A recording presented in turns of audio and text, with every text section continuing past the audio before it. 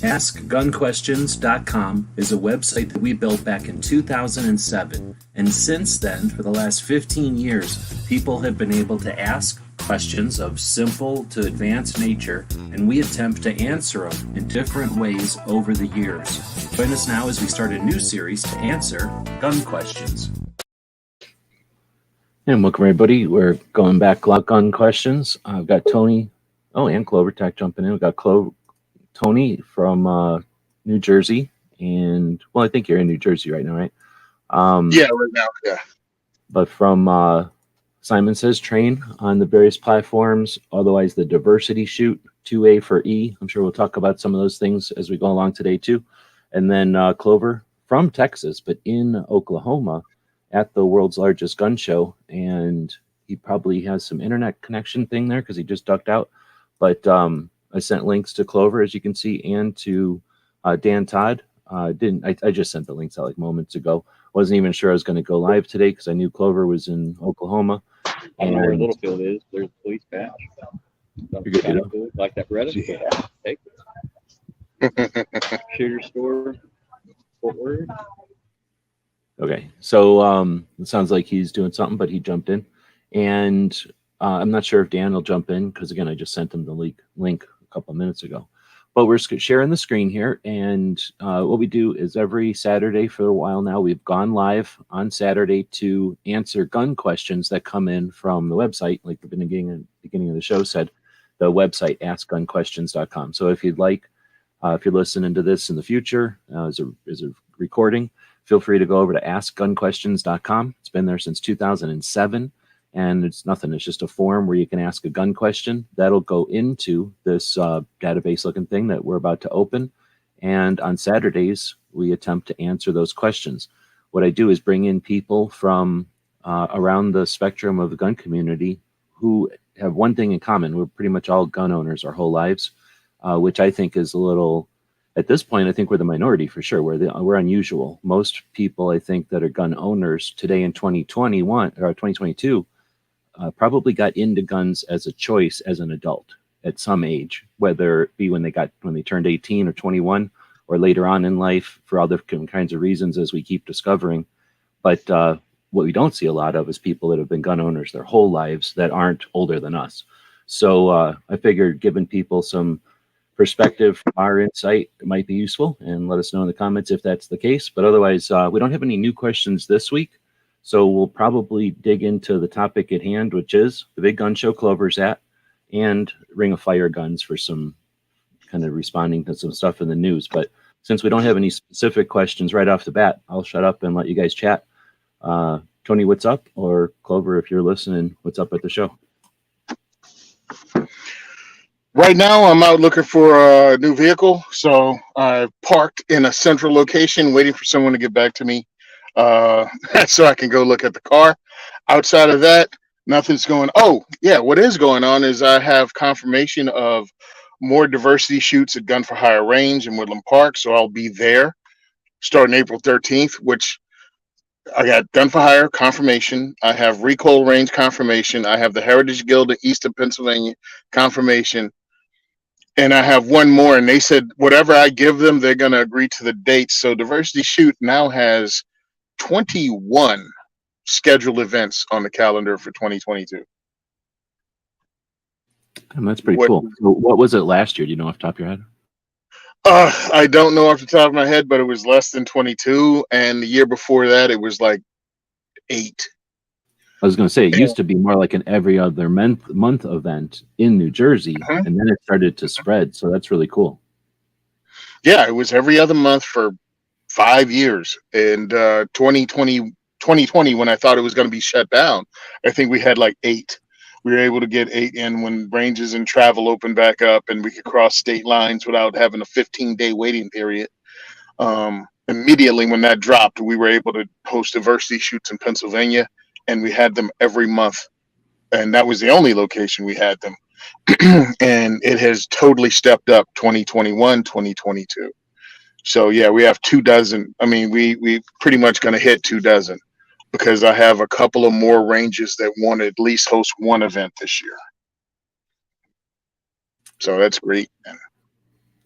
Are you looking at it like, let me take every opportunity I can because it's another shoot, plus it's a way to expose the ranges and the communities that the ranges are in to this whole concept? Or is it like, I've got this much time or budget, so that's how you fill it up? Or Well, I think it's important that I get out there to different ranges, especially spread throughout the state, and give the I think it's like between 300 and 500,000 new gun owners in New Jersey alone an opportunity to get to the range, learn about the 2A, because that's important, is to get them politically motivated to fight for these rights.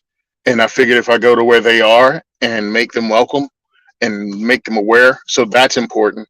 And hopefully the funding will come from the contacts I made in SHOT Show, and from people donating to us when we raise the awareness level. So I'm hoping the money will come, but the awareness has to be there first. yeah, it's I one of think those. that's more important. I forget where I heard it. I heard it recently, but it's easier to steer the moving car. So I like that one. It's kind of the same thing, right? Like, it's once you get it going, people realize what it is, and then, like you say, the funding is easy. It's not easier. It's just more able because they're able to see something where before although what you're doing is something that's an ongoing project, so it's not like you got to talk people into the concept like it's a dry run. It's more like, hey, this is what we've been doing, let us advance, or give us the chance to advance, or to, well, I don't know what to call that, expand the reach, because you're not really changing the format as you go to these new ranges, right? It's still the same kind of recipe, it's just at a new place. Or do you change the recipe up? We tweak the recipe for the place. If they have ways or different things or different rules at that range, we'll abide by the range rules. We're not trying to change their culture, trying to make them comfortable, because a lot of the ranges know what I do as an idea, but they don't know how my events run. And if they have an issue with one or a portion of my event, we'll discuss it. And if I have to, we'll change it.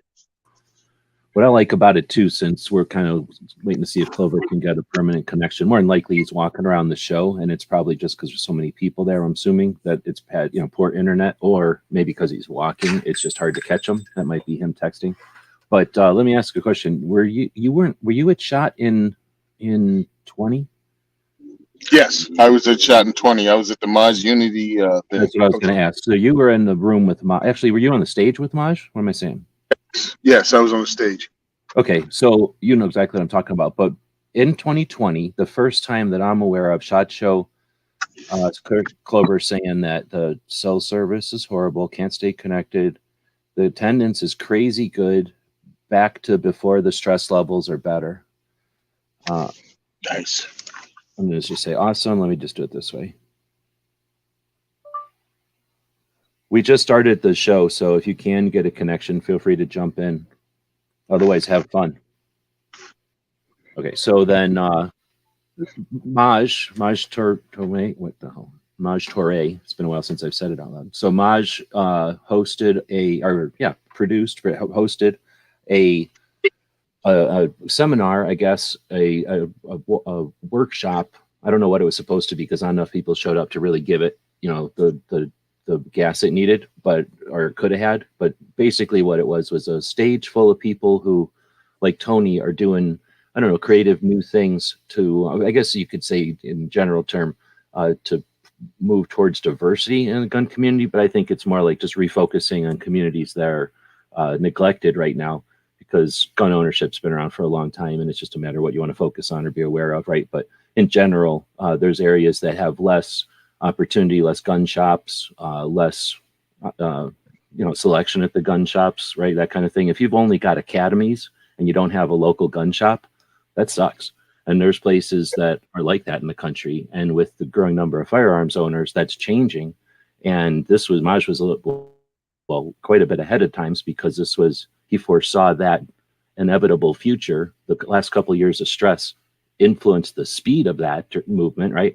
But what Maj attempted is to have a stage full of people that represent all the spectrum of, like, everything you can think of as far as the breadth and depth of the gun community in all different directions, from sex and age and experience and interests and all this stuff, instructors, gun shop owners, what would you call what Tony does? Like people that offer familiarization and orientation, not quite, basic safety, although it is basic safety, but basic safety to people that might be apprehensive or unsure of even being with guns. So it's almost like a political introduction, as well as a cultural introduction, as well as some safety introductions, what Tony's offering, which is a whole different thing than somebody who's like helping somebody with someone who's had some kind of a stress or a criminal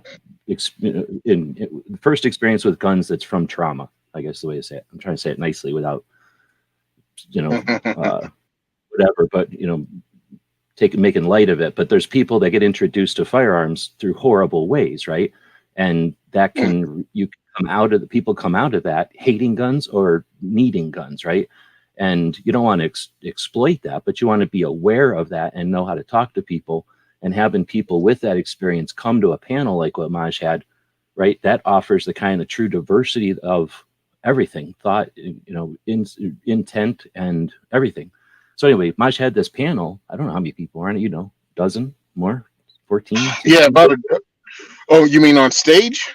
On stage with you, yeah. Yeah, I think there were like 10 or 12. A lot of people. There was a lot of time. Yeah. And you're all kind of sitting on stage in a workshop thing. And then the goal was to have all these gun shops. The SHOT Show has 60,000 attendees. Most of those are gun shops, people that work at gun shops and whatnot.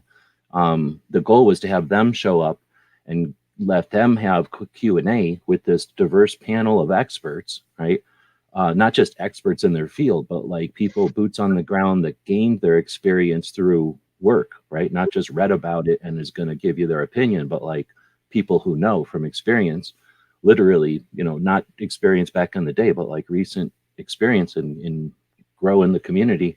And the idea was to have, as far as I understand, it was to have gun shops come in and learn how to broaden the reach of their marketing, their stores, because basically from what I can understand, gun shop owners are like, hey, we want money and we'll sell to anybody who's legal. And, they need to know how to sell to a mom. They need to know how to sell to a competition shooter. They need to know how to sell to a hunter. And everybody that came to the guns in the last years also need to be, communicated with. And that was an attempt before even any of the fast forward nature of the last couple of years to address all that. And I'm still pissed that you didn't get the turnout from the effort that was put into it. And then of course, all the stress the last couple of years didn't allow it to continue or anything like it could have or should have. But with that in mind, I guess I was just using this as a long ass way of explaining that because it's worth bringing back up again because that was an awesome effort. With all that said, what the hell was I even going to ask about? I was going to ask you if the diversity shoot. When with that concept in mind, broadening the reach of customer or breadth of customers. I don't know what to call it, like the diversity of customers. I think it's a shitty word, but to bring in more customers, to be more welcoming to everyone who might be a gun owner, which, if a gun shop, let's say, is like the cowboy gun shop and you walk in there and there's like a cactus, you got to walk around and there's like horse poop on the floor and it's all Western guns. If you're a cowboy, if you're not a cowboy shooter, you're probably only going to go in there out of general interest, but that's not going to be your FFL. And then if somebody's too general, then they're Academy Sports or like one of these big box stores, and then they're kind of useless also. They're good maybe for bulk ammo or something. But so how do you become a gun shop that can cater to your neighborhood? And what if your neighborhood changes underneath you, which happens all the dang time, right? And it changes 3 or 4 times in a decade, right? Who knows? So is a gun shop a good business person gonna just go, well, here's what I'm going to do, and that's it? Which I suppose they could. If you sell, I don't know, some M1 carbine gun, and everything about M1 carbines, you're not going to change your M1 carbine store because of the neighborhood changes. But if you're literally just trying to sell a commodity to the neighborhood, you want to know how to sell to that neighborhood, right? Like neighborhood changes, you want to sell to people in the neighborhood. So with that kind of idea in mind, since you chat with so many new gun owners, do you see that element? This is a long ass way of asking this question. Do you see that element when you do the diversity shoots in new locations? Because I'm thinking gun for hire. I don't remember that guy's name, but that guy doesn't seem like he needs a lot of convincing that the gun community is diverse. But I could see another gun shop who's like, I don't get a lot of fill in the blank people into my store, let alone know that they're gun owners. But if I can hang a flag or a poster or let somebody know with a nod or something that, hey, you're welcome here, then is that something that is it cutting both ways? Are you bringing new people into the realm that way and expanding the eyes, or what am I trying to say? Like expanding the horizons of the shops as well? Or do you find that the shops are already open to that before they even let you in? Okay.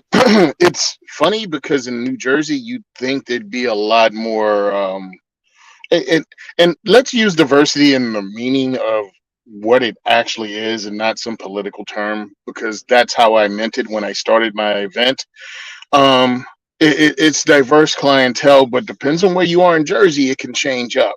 So, like we have large communities of fill in the blank here. Anthony Calandra at Gun for Hire Range is 20 minutes outside of Manhattan. So he has people from every race, gender, whatever you want to call it. Everyone goes there. It's hilarious. But I bet you it's like when I go to the city, because I go to Vegas, and you got to Mhm. you got to understand this. When I go to Vegas, I feel like I'm in the big city. Like I mean, I know that I'm not because I've lived closer to big cities in the day, but I was a little kid. So as an adult, I never go to Chicago. I never go to New York. I never really go to LA. When I do, I'm a whipping around at night or whatever. So, I'm guessing that at Anthony's range at Gun for Hire in New Jersey, like you say, right outside of New York, a really cool range. It's just expanded and it's getting even bigger. They keep doing updates all the time. Highly recommend you check it out. It's a fun range to watch the growth of. Plus, it's right there next to New York. So what an ambassador. But what I was getting at is people are like fast-paced city people. Like I bet you if my slow, waiting around, like kind of rambling got there, I'd feel like out of place. I mean, they'd be welcoming, but they'd be like, oh, I'm not sure how to work with this guy from Arizona because he's taken forever or whatever. You know what I mean? Like, so I'm guessing that there's diversity, but it's diversity with people that are so used to being in the big city and diversity that it's an ambassadorship in a way that I couldn't provide. If I set down a gun shop, I wouldn't be what it's comfortable for all the people in New York. They'd be out of place walking into my shop, right? Meanwhile, you leave Anthony's, drive for 30 minutes. You're in a totally different area of Jersey. Pace is slower. Okay, so Place is white. That's dark. I didn't realize. Okay. Yeah, place is whiter. I mean, just go ahead and put it out there. And but they understand. These ranges understand that there are more gun owners from different backgrounds. They've moved into your neighborhoods. They've come out, and you want to cater to them, and you want to have them not feel weird. We have like a large Hasidic Jewish community in Lakewood, New Jersey, and they have a place there called We Shoot. It was called something else before when I hosted a diversity shoot there. So you had people still from Jersey, but it's a totally different part of New Jersey's different clientele, a majority of them. But your same approach, you just read the room and introduce people to firearms, regardless of their background or religion. Hey, this is your right. And again, not as fast paced. It's hilarious coming from Virginia and Southern Virginia to New Jersey, right outside of New York City. The speed in which people talk, the move, and the tone would seem rude to somebody depending on the kind of where you are from in the country. Right. It But took it's me a not. while to get used to that because when a New Yorker is chatting with us in a chat, it'll be like, what an asshole for a minute. And then you figure out like, oh no, wait a minute. Like that's just their mannerism or something. That's not at all like punitive or what the word is. I don't know what it is. Like that's not aggressive. That's just they're talking like that. Yeah. It's like, a tone. It's their tone, and it's hilarious. It's almost like an accent, except words. Yeah, it totally is. And I didn't get it when I first moved here, but now I understand it. So when we bring people in, we have to make sure we're welcoming. We have to make sure that tone doesn't get out of hand or people make assumptions, depends on where we are. So when I'm in Easton, PA, which is right across the border from New Jersey, but it's out in West Jersey, totally different speed, totally different. People were much chiller, much more laid back. so you can talk at a different speed. You can introduce people and they understand you, and you just go with the flow. So I've had more minorities come to Eastern PA than I'd seen before. Word got out. That's why I try to consistently host these events. So, yes, when will you be back in this area? Well, here are these 5 dates. I'm going to be back in this area. I hope you make it. And usually, again, the bravest people in their social group come out. And then the second time, they bring like friends.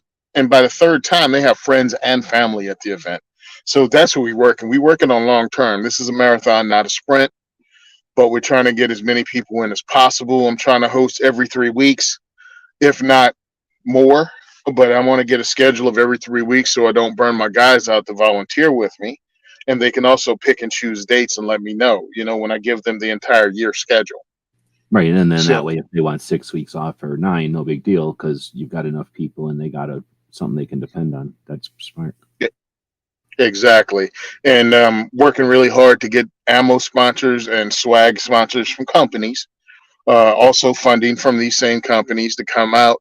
That way I can purchase swag for the giveaways, which helps us raise money, or they can donate swag for the giveaways, which again, with the raffles we have, it'll help us raise funds to host the next event.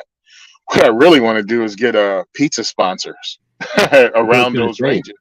Yeah, it sounds like a way to do it is to get some people that are restaurant owners or caterers or something that are gun people who would be down for the advertising / opportunity to feed gun people. Yeah, I mean it's $100 to $150 day every month. At a place near them, guaranteed. We put that many booties in seats, and it's like, yeah. And I've heard you talk about it so many times, but I never thought about, or had, maybe you just hadn't. Either it never clicked for me, or I hadn't heard you say it the way that you just did, or unless it's changed, let me know. But the idea that how you said it progresses from the first shoot, somebody shows up who's the person who's going to show up from a group, and then when they show up the second time, they're going to bring that next level adventurous, right, the bell curve or whatever, the next level of people it's tried things. And then eventually it becomes since as long as it's consistent and they know that they can show up to it and people get comfortable and they chat about it in the between times, especially when it's a couple of weeks apart, that there's enough time in between to still be current, and they know that another one's coming and it's not so far away that it becomes in the future, but it's also far enough away that they chat it up and get ready for it and have fun anticipation, I guess. But then when you say it grows the third time that people show up, becomes then it's their group's event. Obviously the implication there is that as you keep doing them, it's sort of like the bowling alley or the bar or the place where people go to hang out. And the thing that they do while they're hanging out isn't necessarily their only passion in life, but it's a way for their group to get together and do something that improves their skill set or their knowledge or awareness, depending on the group, right? Or just even if they want to have fun, you're allowed to do that too. And I just never thought about it. I always thought of it as an introduction to people and then see ya. And maybe if you need help in the future, you know where to come. But I never thought about it as almost like a new get together opportunity for folks and for groups to tether on. It's super neat. And what also helps the range out is, again, my event is held there like once a month, let's say, every 3 weeks, somehow once a month, my event is held there. But after that third event, after coming to the clean range, after seeing the personnel at the range and how friendly they are, the staff, they go, hey, you want to do this Thursday night anyway? Why, is it another diversity shoot? No, you just want to go and rent some guns and go to the range? Yeah, sounds like fun. Boom, and done. Almost every range has that like area for the class to meet up or the person who's not shooting to watch or whatever. Like, so there's always a place where they can gather and assemble and then go in as a group. So, and then that's it's super smart. Get some more comfortable. You even just think of the optics of having a full parking lot on a Wednesday, and all of a sudden now there's a full parking lot on a Tuesday. All those, I think of the indoor ranges in Tucson. And, they're not alone. They're in a strip center with some other things. They're on a street with some other buildings. They're in a neighborhood. They pay taxes. So all those subsequent attention that offers. So people are looking over and going, why is the gun shop or the gun range's parking lot full again tonight? That's unusual. It's full more than it used to be. There's no way that guns are not popular within that parking lot's full. And if they see a parking lot full of electric vehicles and the coexist bumper sticker, whatever people want to make fun of, we make fun of their bumper stickers as much as they make fun of the NRA bumper stickers. But what's the true coexist when there's the coexist bumper sticker and the next parking spot next to the NRA bumper sticker? And what keeps those two people in common? Going to the range. And Yep. Well, I'll still say that is the optics there. The residual effect is that now guy who has never heard of Tony before, never even thought about who all shoots guns. He just thinks about, practice for whatever reason, or she just thinks about learning how to draw, right? And now goes outside and goes, oh, I never thought about those people coming here. I never thought about this type of group shooting at the range, right? Like, I think that's what it's all about, right? Like, you're enlightening everybody, not just the folks you're touching. And it's entertaining to watch when people walk into a room and they look around. And most people, you just walk into the room, but then you look around, and at the end of the event, people come up and go, wow, I didn't think, and it's from any one of them, I didn't think that there would be people of different races here. Like minorities come in and think it's going to be nothing but white people, and they're going to be the lone minority. Yep. And they come in and it's Latinos, blacks, Asians, and they're like, oh, this is pretty cool. And the white people come in and they go, wow, I thought this was just going to be all, just a group of white people. This is pretty cool that these many people come in from different walks of life or different races. And everybody's cool with it, or even different backgrounds. I've told this to anyone that will listen, so if you guys heard it before, I'm sorry.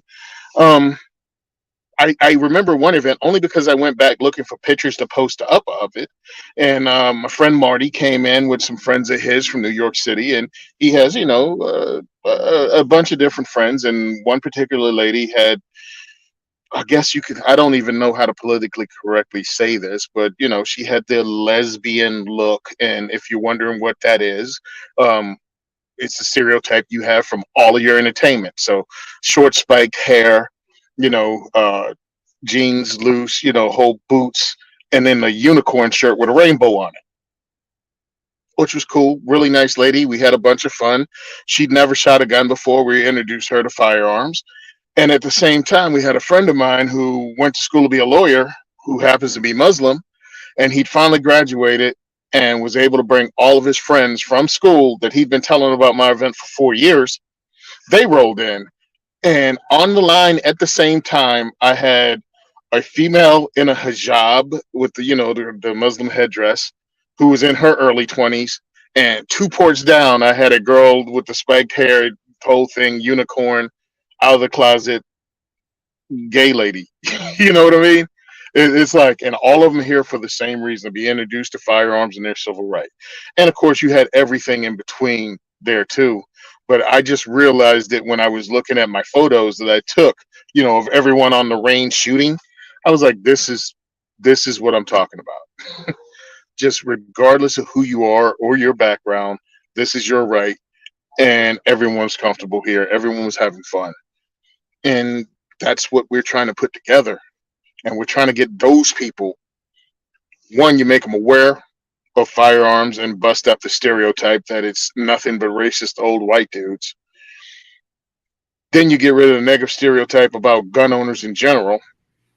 Let them know that it's their right, and then introduce them to people that fight for their right, and invite them back the next time.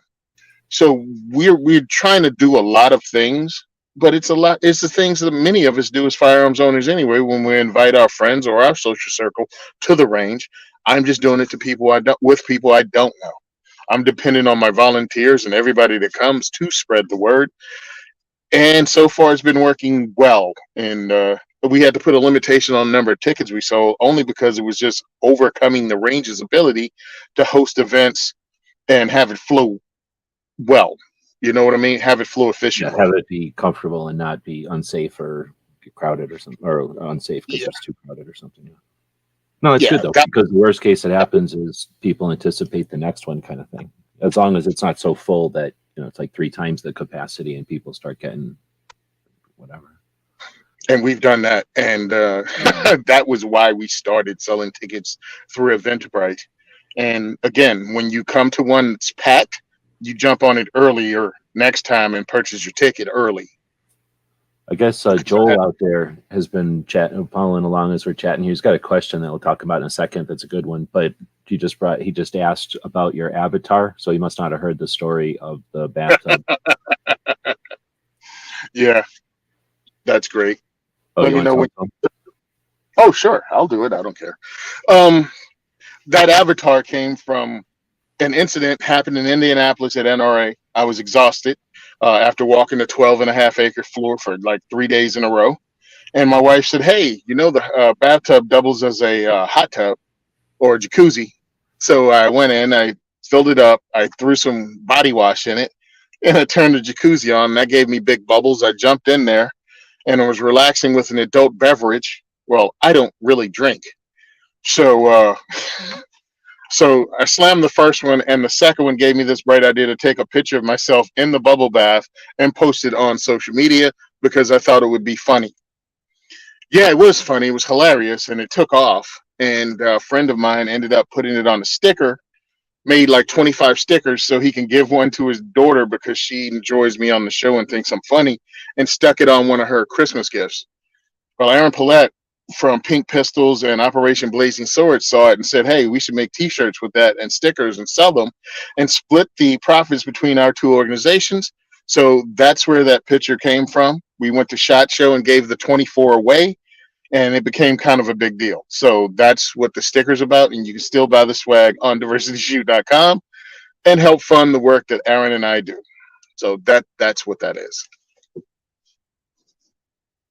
Right on. And then I got the picture of Tony wearing the shirt there, kind of, and the story there. Now you can still get the shirt if I click on these links they're like print on demand or something. Yes, that's what it is. I want to take it away from that, but we're trying to buy a house now. But once we get that going, we can discuss it with Aaron and figure out how I can actually start selling these and not, work through Teespring. Gotcha. Until then, though, over on Black Swan Tactical with Crump, you've got the patch. I think there's still some over there. So you can get the bathtub patch through. It should be only a handful are left because those are limited edition. And that was awesome. That was Toxic Patch Company who put that together for us. But yeah, we did a run of 100 and we have like 10 left, supposedly. And that goes between my organization and Crump and what the work he does. But yeah, that's a good example of playing around, having some fun, so that while the work is getting done, we're also creating, some stories and having some adventures along the way, and then raising funds and exercising the potential we have as a community. And that's something that I'm going to bring up here because we've talked for about a half an hour. Clover, I don't think, is going to jump back in, so we'll see if he jumps back in. He's welcome to, but this is Ask Gun Questions, and normally we would answer questions from our perspective, our point of views, or our experience on whatever people ask. We have one question that we'll do here, also from Joel, but then I'm going to dig into the Ring of Fire Saturday Night Special guns, and they're an interesting gun. That the story is, for me, I sat down on a Thursday one time. I had gone to the range with my friend's Phoenix Arms 22, a little inexpensive 22 that he had traded somebody one time, and he liked the looks of it, but we didn't really pay that much attention to it other than it was an inexpensive gun. I took it to the range and it had a safety on the frame. It had a magazine disconnect safety, which means it won't fire if the magazine is out. And it had a safety on the slide. And that seemed not more than redundant. It seemed like a manual of arms that was so complicated and so proprietary that it was dangerous. Right? Because there was so many safeties that it was not typical, and it was outside the realm of, you could do things, have the thing, like you could have the magazine out, the slide back, and it wouldn't slide closed because of the arrangement of the safeties. It was just an unnecessarily complicated situation. And I started to make a review of this thing, ragging on it, and I bit my tongue as I was saying the words, and I'm like, what am I doing? Why do I have a YouTube channel when I passionately love these machines and the culture and the people and everything about it, and I understand that we're being attacked specifically because of this piece of property, because of what the property represents. And it's not violence, it's individual liberty. And the fact that we do live together with these dangerous implements, among all the other dangerous implements in the world, these are the persecuted ones, but we live together with chainsaws and knives and poisons and gravity. So we live together with danger and with implements of harm, but we live together in liberty because we all have a mutual respect for ourselves and each other. And that's something that is ignored, and is often, there's a rift there that they'll use to mess with us and the people that are against the consequences of crime. But again, we get into whole different things here. So I was sitting there biting my tongue, not wanting to make this video, and I thought to myself, why is this gun like this? Are they stupid? And I started to look into it, and they're not stupid. They're complying with California law. And then I thought, why would this company build such a thing, such a Frankenstein mess, to comply with law? Like, are they stupid? And I looked into it and I found out that no, it's more of the, I'm going to say abused, I don't want to say child, but it's the abused individual who stands up to the abuser and takes the lashings as a sign that you're not going to break me and that we don't have to deal with this. And they take the abuse, and they take the abuse publicly as an example, and because they're frustrated and they've taken so much abuse, they just don't know what else to take. And that's what it seemed like to me. And as I discovered that and read into it, literally my jaw dropped. I sat down on a Thursday with that, like, why is the gun so weird? Why is this like such a dumb design? And as I answered that question, I discovered that pretty much everything about these guns goes back to one lady who's an anti-gun liberal lady, you'd say, back in the day, who did the work and went and chatted with all the manufacturers that went to California. All she had to do was go around California. I mean, I've driven to these factories myself, and it only takes hours to drive to all of them. So she could have literally done this in a day or two. She went and she talked with all the manufacturers, put out an article. It was not a good article. It was an anti-gun article, but it was real, right? She did the research and she wrote down what she discovered. And then every other thing that's ever been written about these guns, including national television, just references her article. No one else has done any actual investigation. They've only regurgitated her data from the day. And it's not that her data is wrong. It's just that it disgusted me that no one's put any effort into paying attention to these things. And I don't know if it's because they're little, or if it's because they're for poor people, or if they're perceived to be for crime. But for all those reasons, they're wrong. They're wrong about every single thing. And as I dug into them, they're the neglected element, one of the neglected elements of our gun culture, that of all the stuff that's ever written about it, it all goes back to one article. And if you look at the people who hate these guns the worst, and you look at their evidence to hate it, it's gun writers that quote, because gun writers are so sophisticated and so aware that they ragged on these guns in public, and the antis use that as rhetoric. Even gun owners think these guns shouldn't exist. And they're quoted as saying these guns shouldn't exist because idiots wrote that in Gun Test magazine. So, so what happened is, it's this long, complicated story. As I started to get into it, it's a company that is a family, kind of father, son, daughter, all became owners of companies. So it's a family business. Then one of the nephews became an owner of a business, and then a high school friend of the son became a manufacturer as well. So it's a complicated kind of thing. And then in the overall scheme of things, you have antis going after guns because they have too many bullets, or they're too small, or whatever. So they went after these guns by attacking, by going after their money, by suing them out of existence. So a couple of times these companies were sued out of existence, sued for $24 million, more money than any company would ever have insurance for. So they sue them out of existence, and the companies, what do you think? They just vaporize, like all their machine parts just vaporize. Those machine parts become commodities that are sold at auction to pay off their bankruptcy bills or whatever, right? So when those factories get sold, somebody puts the stuff back together and hires all the people again, and the company starts again. And because they keep rising from the ashes like that, people say these are companies that refuse to stop doing their thing. So they're persecuted, they don't die, and the gun owners themselves give them a bad reputation, and they should be championing them as, part of our culture that isn't being stomped out by the antis who are trying desperately to stamp it out so that they get a nibble, so that they get a piece of that slippery slope, so that they can have that first little thing to use as precedence. And gun owners are just blind to that for the most part. Gun owners just don't pay attention to that because they're not part of it. It's not like they're doing anything wrong. They're just not part of this. And it's one of those things that's frustrating. So what I'm seeing this week is two separate respected gun writers, people I respect, threw these guns under the bus as garbage and then reported about the news.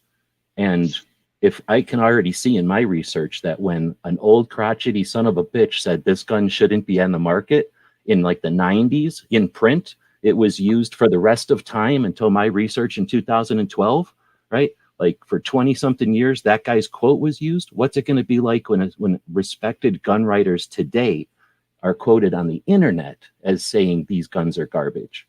So, I mean, it just makes no sense that we're going to allow them to recycle and reuse old, outdated attacks on small, inexpensive, easy to carry small caliber guns, which is how you describe these guns.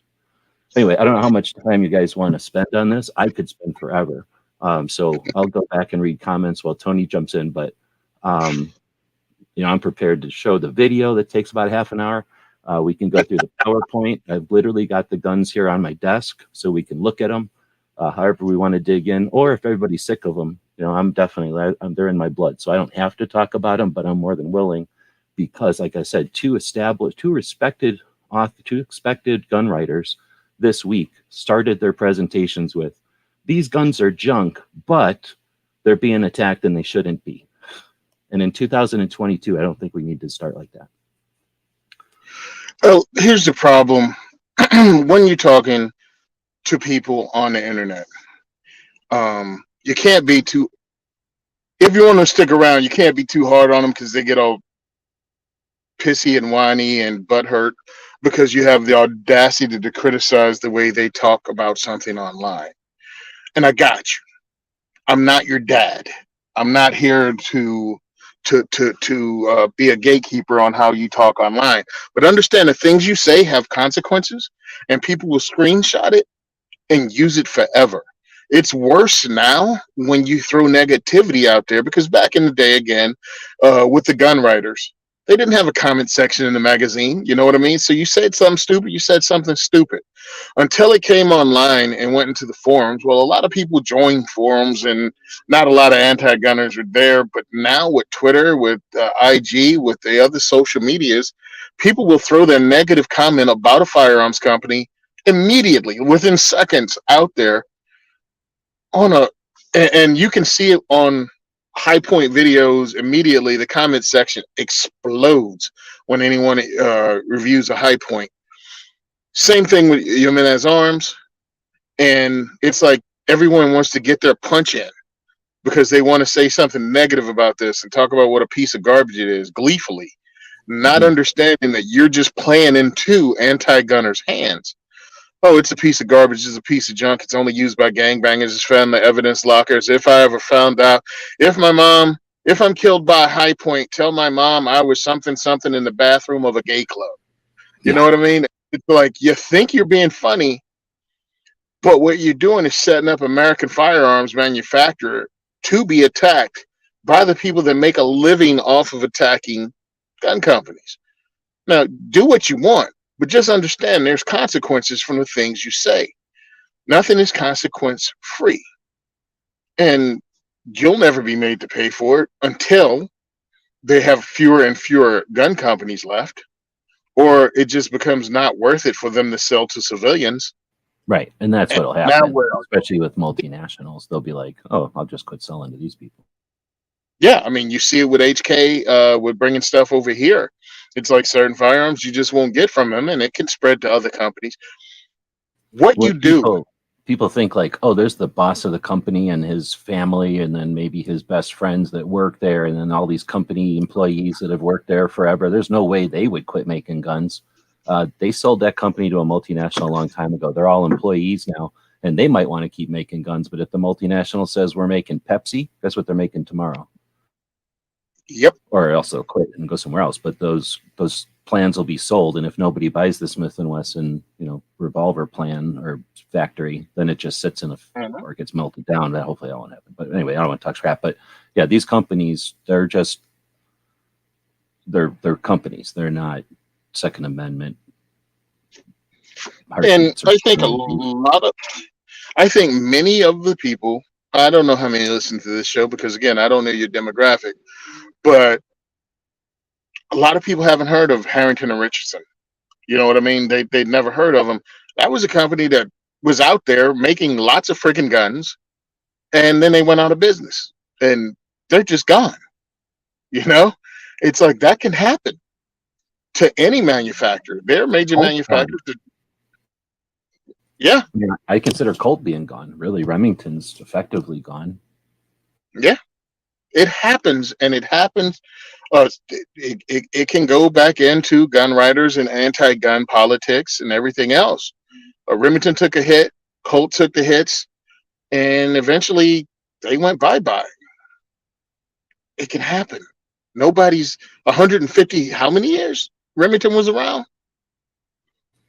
Colt is now owned by CZ, which is a foreign company that will go, one day they go, yeah, it's just not worth it to have this Colt.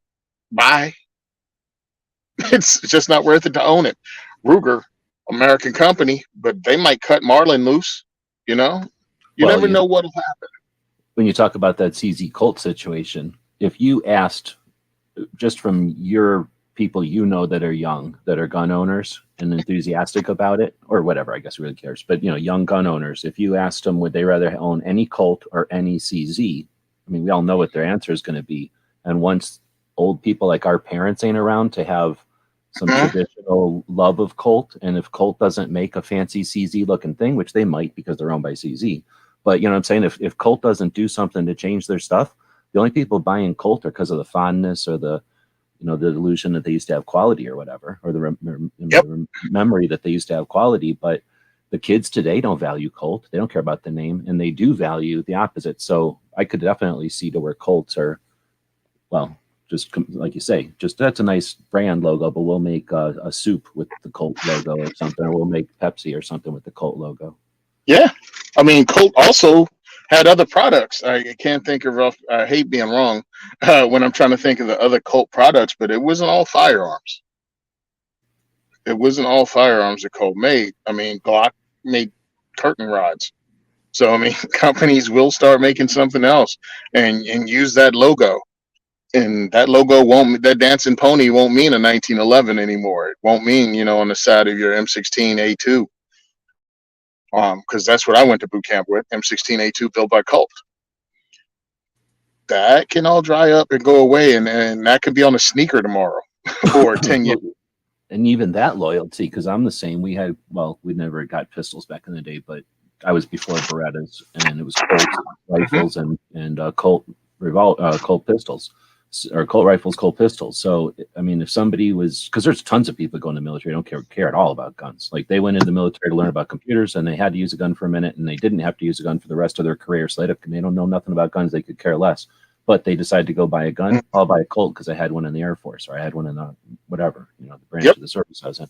So once they're Berettas, right? Now they're Scars. So SIGs, right? Like, different service pistols. So that is that whatever we call like that fondness or remembrance that we got isn't the same for the youngins. But anyway, let's not. Right. So now it's. I mean, that is the evolution of things. Let's go with the and in a capitalism, nothing deserves to live without fighting for it. But let's fight for it. Let's talk about these little guns. And this is what I discovered. So I'm going to quickly go through the PDF here, and then I'll open up the camera and just dig into the guns. But to give you an idea of what my 25 guns I got here are, we're talking about tiny guns, and there's all kinds of good tiny guns. This little Beretta here is amazing. It's got the flip-up barrel. It's super well made. I mean, I challenge anybody to say that a little tiny Beretta isn't the coolest little thing to fiddle with. In my opinion, a cooler thing to fiddle with is a Bauer. And I have this one and this one to fiddle with, and something like one of these other ones if we really want to fiddle with them. But a little 25 ACP is just a fun little gun. It was invented by Browning because he decided it should exist. So in 1885, or excuse me, in 1906, Browning invented this pistol. He invented this cartridge for it. And then eventually Colt made this one, but put a stupid safety on it. So you can get the FN model. It's got a grip safety, no external safety except the grip safety. And then you get the Colt model with an external safety and a grip safety. 1908, literally millions of these guns made. Do you know about the 25 ACP slaughters of the 1900s? No, these were given to grandmoms. These were given to people carrying their money home from work. And this was to keep the unscrupulous away from you. This was to keep literally the rabid dog pack from attacking you, right? This was to keep the pirate from knocking over your canoe and stealing your food or something. Like these were the guns were the get off of me guns. When they say Colt made us equal, that's a Colt model 1908. It wasn't just the revolvers, right? So these guns existed for a long, long time. You get clones of them, which shows that they were so much in demand that even the main manufacturers, FN and Colt, couldn't keep up with them. After 40 years of production, there was still a Browning. There was still another model of Colt. There's the Astra. There's the Bowers. And these are the nice ones. Then you get into the Spanish-made ones that this whole front page is a bunch of Spanish-made. This page was a bunch of Spanish-made ones and Italian and whatnot. So a lot of companies made these little 25 ACPs. I guess Tony had to drop out or his battery died. But then we have the 1968 Gun Control Act. And basically what it says is we're going to put a sporting use test, a sporting purpose test on all firearms. And if they don't pass this sporting purpose test, like this, literally a test, that if they have some sporting use, then you can own the gun. Actually, then you can import the gun. So what this did is it stopped the importation of any gun that didn't have a sporting purpose. And we still live under this tyranny today. So what a sporting purpose was in 1968, before there was IDPA, before there was a steel match, before there was a full auto match, before there was any kind of concealed carry, before there was any kind of open carry or just, carry of a firearm, before there was stand your ground laws, that's the sporting purpose. When FUDs were walking around with their shotguns and really there wasn't even dueling. So there was almost no handgun sport at all in 1968. This was almost pre Cooper and the creation of the shooting sports and the training of handgun marksmanship, right? So this was a weird time to create a sporting purpose, and we still live under that tyranny. And that's why I say ring of fire guns are sporting purpose. And sporting purpose is an angle that was attacked in 1994 with the assault weapons ban. If it doesn't have a sporting purpose, it's for the military and therefore shouldn't be in civilian hands. In 1994, when they tried to pull that shit at the national level after it worked in California successfully with the California assault weapons ban, every Democrat was removed from office who touched it. And until 2013, no one went after guns with any gusto because they knew their jobs were at stake.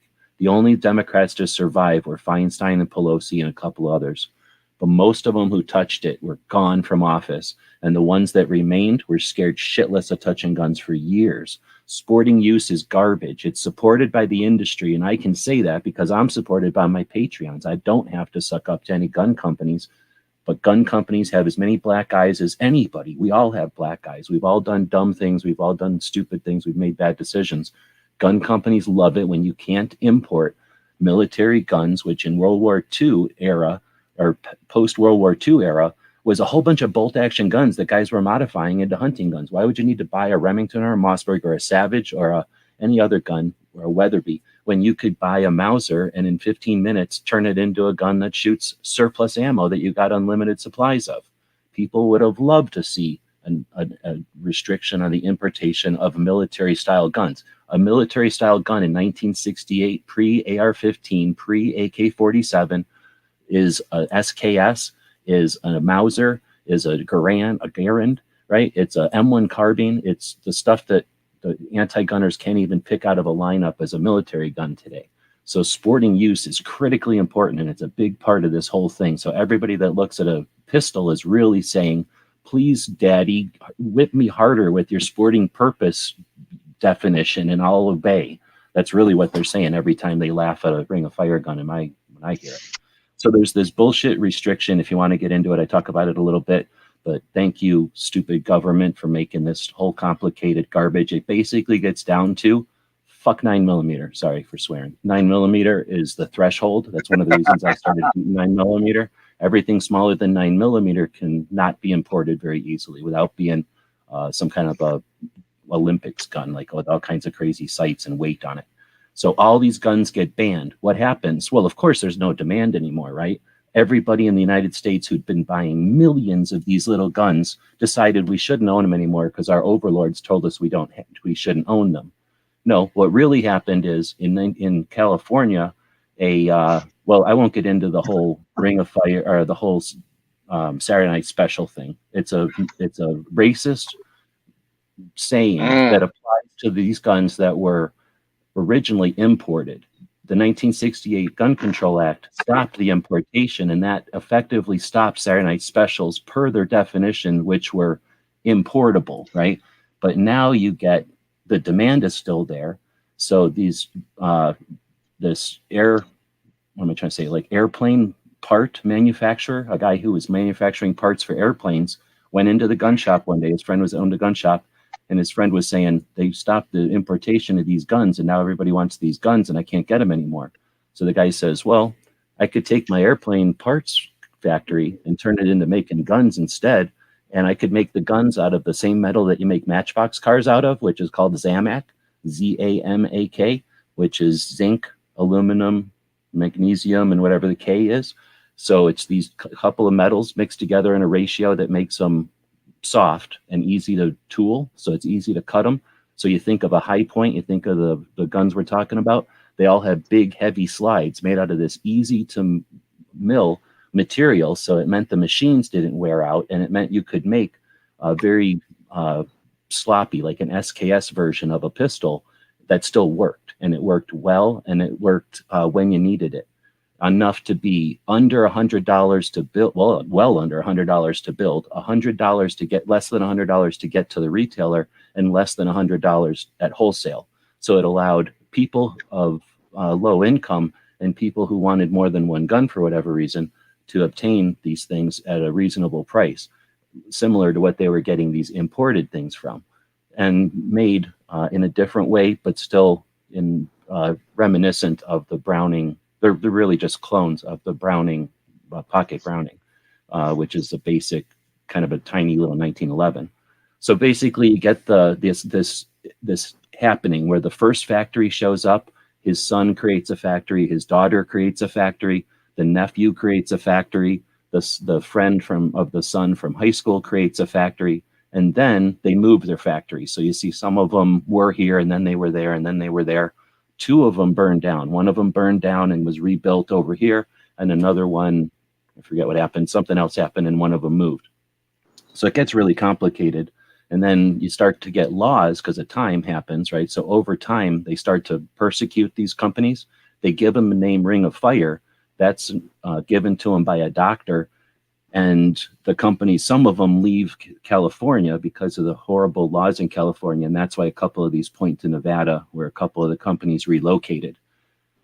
To explain it, I had created a bunch of these different graphics. The guy that was the aircraft part manufacturer was the main guy.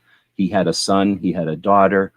They had companies, those companies developed. And then when George's factory burned down, and I think it's somewhere around there, he must have passed, his grandkids rebuilt the factory with his parts and called it Phoenix. So Raven rose from the ashes as Phoenix, and his grandchildren run Phoenix Arms, and that's what I've tried to explain here. And it gets pretty complicated because their guns themselves start with a 25 ACP blowback made out of Zamak. So it's a Zamak, a low quality metal clone of a Browning, and it's in 25 ACP. Everything to the right of the chart is his son's, where he drops the caliber down to 22 so he can make the gun a little bit smaller because it can be smaller.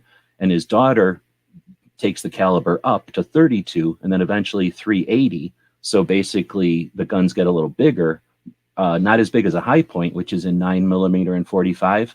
But while all this is happening in California by people who are aircraft engineers trying to make a buck, you get a gun designer in Ohio, and that's a totally different thing. And nobody considers a high point a Saturday Night Special or a Ring of Fire gun. One, because they're not in California, so they can't be a Ring of Fire gun. But they're also not a Saturday Night Special because they weren't designed to just be inexpensive. They were made with a large blowback design, but he was actually a pistol guy and was trying to build an affordable, decent gun. These were trying to build affordable guns for not necessarily the gun shooting enthusiast, but for someone who wants a fire extinguisher, somebody who wants a gun to get home and feel safe. And if they need to brandish to get home and feel safe, they can brandish a chrome gun in a dark alley, never need to pull a trigger, and successfully get home. If you're going to tell me that that gun didn't serve its purpose, then we're going to always disagree. So these guns serve a massive purpose for a lot of people, and the millions of them that were sold are an indication of that. So it gets complicated because the guns are physically scaled up and scaled down versions of Grandpa's gun. His nephew took this same gun as Grandpa or uncle and added a grip safety, right? So very similar guns in look, in appearance. Half the time, the only way you can tell them apart is by their roll marks. So if you think about one of these charts where I kind of charted out the models of guns, there's so many of them, and there's really only one way to get a gun from each of these companies, and that's to go with 22 long rifle. And that's what I've done. So I use this much of the time here. I'm not going to explain the whole thing, but this gets pretty complicated, pretty elaborate, maybe interesting, certainly like looking at spaghetti and then trying to figure out where the different noodles are. It was super fun. I really appreciate back in the day, it was just because I had YouTube money, I could sit down and spend 3 or 4 days creating this. Nowadays, I don't have that time anymore, but I'd love to. This was one of the funnest thing I ever did on YouTube. I had no idea about any of this. I sat down on a Thursday and I came up for air on Sunday with all of this data, all of this report or this research, and in a 30-minute video as a result. And that was one of the funnest things I've ever done on YouTube. Not just because it was fun to research and to gain all this info, but because it's so freaking interesting how this develops into our advocacy and the Second Amendment. Who decides what has a sporting use? Who decides for you what has a sporting use, right? Everybody that goes, oh, those guns are garbage, is letting Bloomberg, Pelosi, and Feinstein tell you what has a sporting use. And you're agreeing with them. Again, tell me harder, Daddy, what my sporting use is and when I can have it, right? So how do you justify owning that, right? I went in here and in the video, I show a bunch of stuff like garbage shoes and stupid video game garbage and motorcycles and boats. Like when they tell us that, how do you justify owning your gun? What in possible universe do you live in where they're not going to turn around and say, now justify your fast car, now justify your motorcycle, now justify your fancy shoes? Like if you don't believe slippery slope, that's cool. But I'm not suggesting it's a slippery slope, but I think these pistols are individual liberty. They are the idea that we can own stuff even if it isn't necessary, even if it isn't perfect. And the challenge isn't just knowing this, but getting gun owners to know it. We have this challenge of getting anti-gun owners, anti-gun people to understand us, but we also have challenges within the community. I see this one as people go, why do you hate 9mm? I don't hate 9mm. I hate that we can't communicate well as a community, and it's easy to persecute 9mm because nobody cares and nobody thinks I'm serious. These guns are similar. There's something that really doesn't matter. Like if we blinked and all these guns were gone, who cares, right? They're not really that important. But at the same time, I'm never going to let up on it because they're critically important to some extent, right? Like if we can accomplish understanding on this, then we can understand, we can use the skill set to better understand all of it, right? So anyway, this is the printout of it all, so I can go through and look at stuff without having to flip back and forth. But in effect, this is 25 of those guns. This is every 22 long rifle version of that research. So without going all into it, this is a whole bunch of them stacked on each other. And if I spread them all out, they'd be a circle like a wreath. And there's differences in the serrations and in the roll markings and, of course, the grips. And again, I can dig into this as much or as little as anybody might want. But it's been a while since I've pulled them out, so it's kind of neat. But anyway, now I'll shut up and let Tony say stuff or answer questions and stuff. Well, I always found them interesting because I followed you for years. Probably, I mean, you're talking AK bills, you know what I mean? Or even before that. So you've broadened my thinking about firearms ownership. Now, I've been a surplus gun guy. That's how I started out. But when you talk about the circle of fire guns and you collected them, and it's like, well, why would you do that? I'm like, that's one of the coolest collections because not everybody's into it. There's not going to be a great run, regardless of what movie someone makes. There's not going to be a run on Circle of Fire guns. But if you were around when they did Enemy at the Gates and watched the price of Mosins shoot through the freaking roof, if you're a Mosin collector because they were $80, all of a sudden you're ticked off because your Mosin is now $300 and it affects your collection. So it's a collector thing that you can do. But also, I believe what you said, it's the principles of the thing.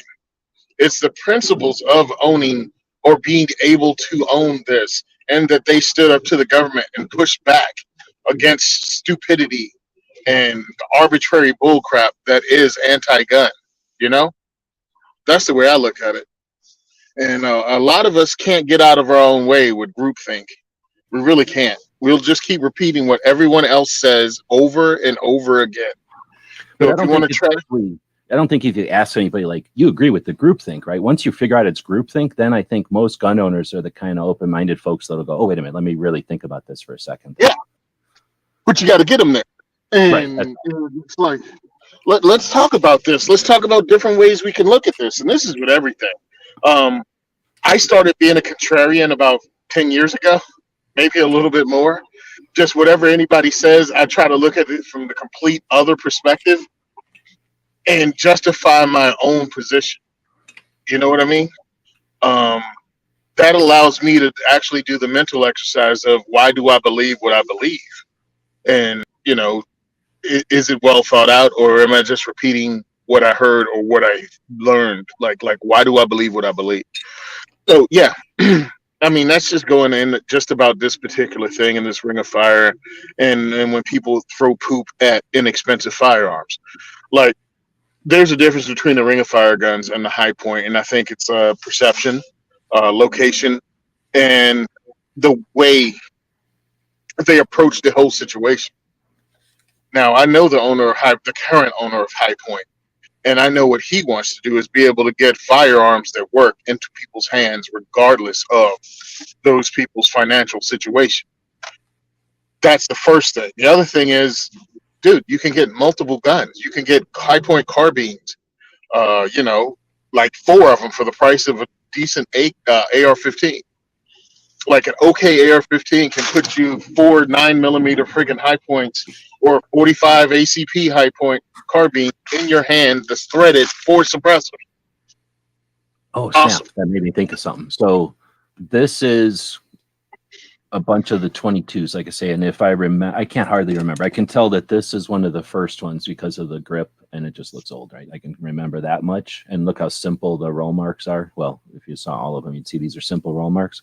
And then they get all crazy. One of these is going to be, because the company's changed hands and stuff, like this one has markings on the slide because as the company changed hands, the material, you know, the pieces were still in existence. So when they changed hands, the parts went with them. So the markings here, but the new company has a separate marking here. So this is a really weird transitional model that no one would ever find. Normally, there can't be that many of them, and no one would care or cherish, except if you actually cared about all this. So a lot of these are useless little things like this one, or one with the roll marks from the new factory, but the grips from the old factory. So in other words, it's like a hodgepodge transition one. So a couple of these are like that, but most of them indicate one factory to the next and blah, blah, blah. So they basically go from that first Jennings where he goes, hey, Dad, I'm going to take your gun, scale it down to 22 and make it into my own building. Actually, this one is in the same building as his dad.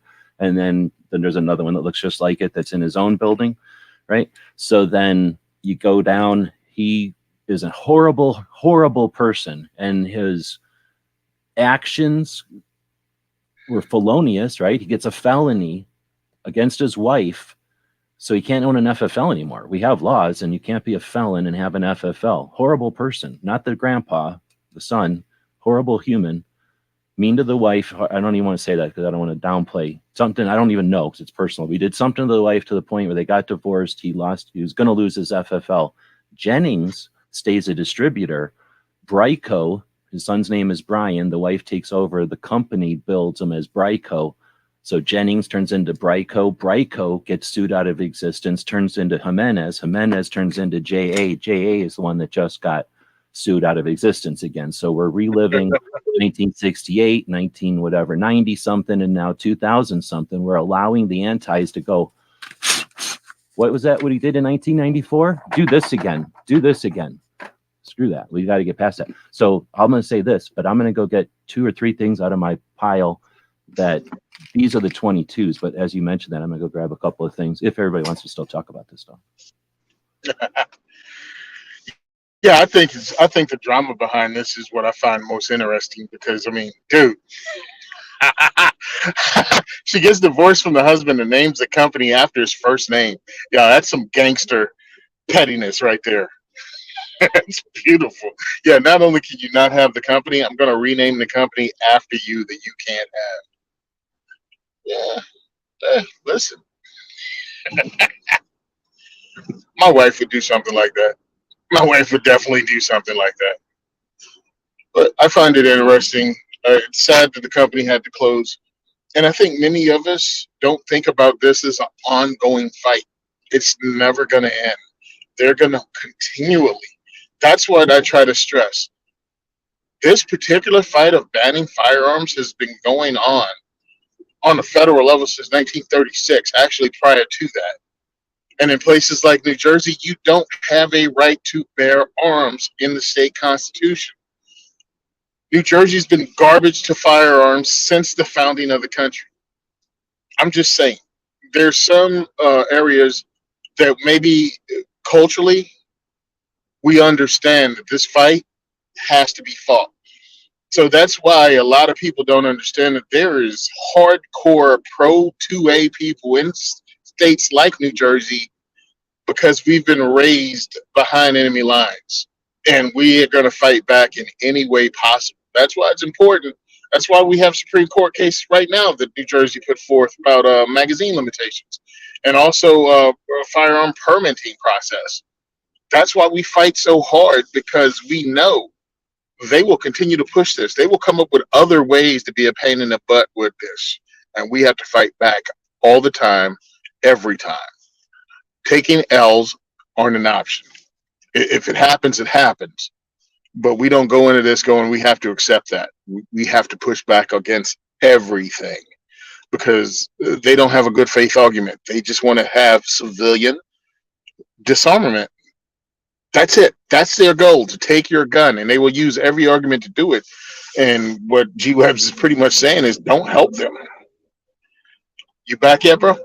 Yeah, and really just to offer, like, you know, I'm not scolding people because who knows? I mean, unless you get the chance to discover these things, but mainly it's just, hey, remember that they can and they will use stuff against us. So just keep that in mind and be ready to go, oh, snap, we just got a black eye. No problem. Dive and punch again, but don't go, oh, we got a black eye. I'm going to sit this one out because we're not all working together. Oh, I got a black eye, so I'm going to sit this one out because everybody doesn't agree with me. That's what we got to get past. So I just was, as you were talking, something made me remember that I'm selling a gun. So I was in the safe and I moved this one out of the way the other day. This is, well, do you know what this is? Does this look like anything to anybody? It doesn't focus good. I mean, it's obviously a 22. And it's a youth rifle, short stock. You know, it's kind of like a cricket. It's a little bit bigger than a cricket, actually. But for any old people out there, it almost looks identical to a Daisy. You might have seen the Daisy 22s that look very, very, very, very similar. And that's because it is basically a Daisy. However, if you look at it, if I could focus better, it's a Jennings. So Jennings made a few of these, and I got one. So some of these are collectible and some of these are super collectible. Like that one I was saying, like how many people have this? Maybe me, and all the rest of them are, thrown away or in a drawer somewhere. A couple others are hard to find because nobody bothers with them. These are super hard to find. So I don't know who we even sell this thing to, but I don't really want it anymore. It was neat to find. The thrill of finding it was amazing. And then getting it for like $100 was awesome. But I don't even know who to sell it to. I kind of want to give it to the J.M. Davis Museum because I can't imagine anybody else would even want it. This is the original Jennings, or the original Raven. So the dad made a 25 ACP. The son made a 22 version of it. So that's the dad and the son. This is the first Raven. So you're going to see a lot of Ravens out there, but they hardly ever look like this one because the serrations are smaller. They're finer on the MP25s. This is that first gen Raven, and this is even better because it's from the first factory. So it's I don't know if it's Zamak. If it feels like it's all stainless to me. It's heavy and it feels stainless. I mean, this doesn't feel like stainless. That's so slow, but just a neat little gun. So this was super hard to find. A City of Industry Raven. That's one of my favorite ones. So that's what started all. Usually when I put these things in a circle, I put grandpa in the middle. But this is even more of a grandpa. This would be a real the real clone of the baby Browning in stainless steel. So this is a Browning in stainless steel. The only difference is no grip and safety up here. And this is a Bauer. What are these made in, like Montana, Michigan? So super neat. I'll be selling this one, but I won't want to. This will be one of the last ones I sell because it goes up in price every day and I don't want to sell it. I like little tiny guns, and these are garbage. I mean, I'll say that as far as like machines, this is what they all want to be. This is all stainless. This is like an AMT. When you get the AMTs in here and people get mad at me because I include them, I didn't include them. Chick from the Anti-Gun Chick included them just because of their location proximity to the others. But you'll see that I don't connect them to nothing. And in every video I've done, I say they're included by the antis, but they don't belong there. They're just the same size. That's it. And that's why I like this Browning or this Bauer, because I don't own an AMT. I quit buying for the collection by the time I never bought an AMT because they're kind of expensive and I don't like them that much. This is my version of the AMT. I do like these. These are just really neat guns. They're definitely just a clone. As far as I know, he literally just took the plans from FN, and instead of making it all in metal, he made it all in stainless steel.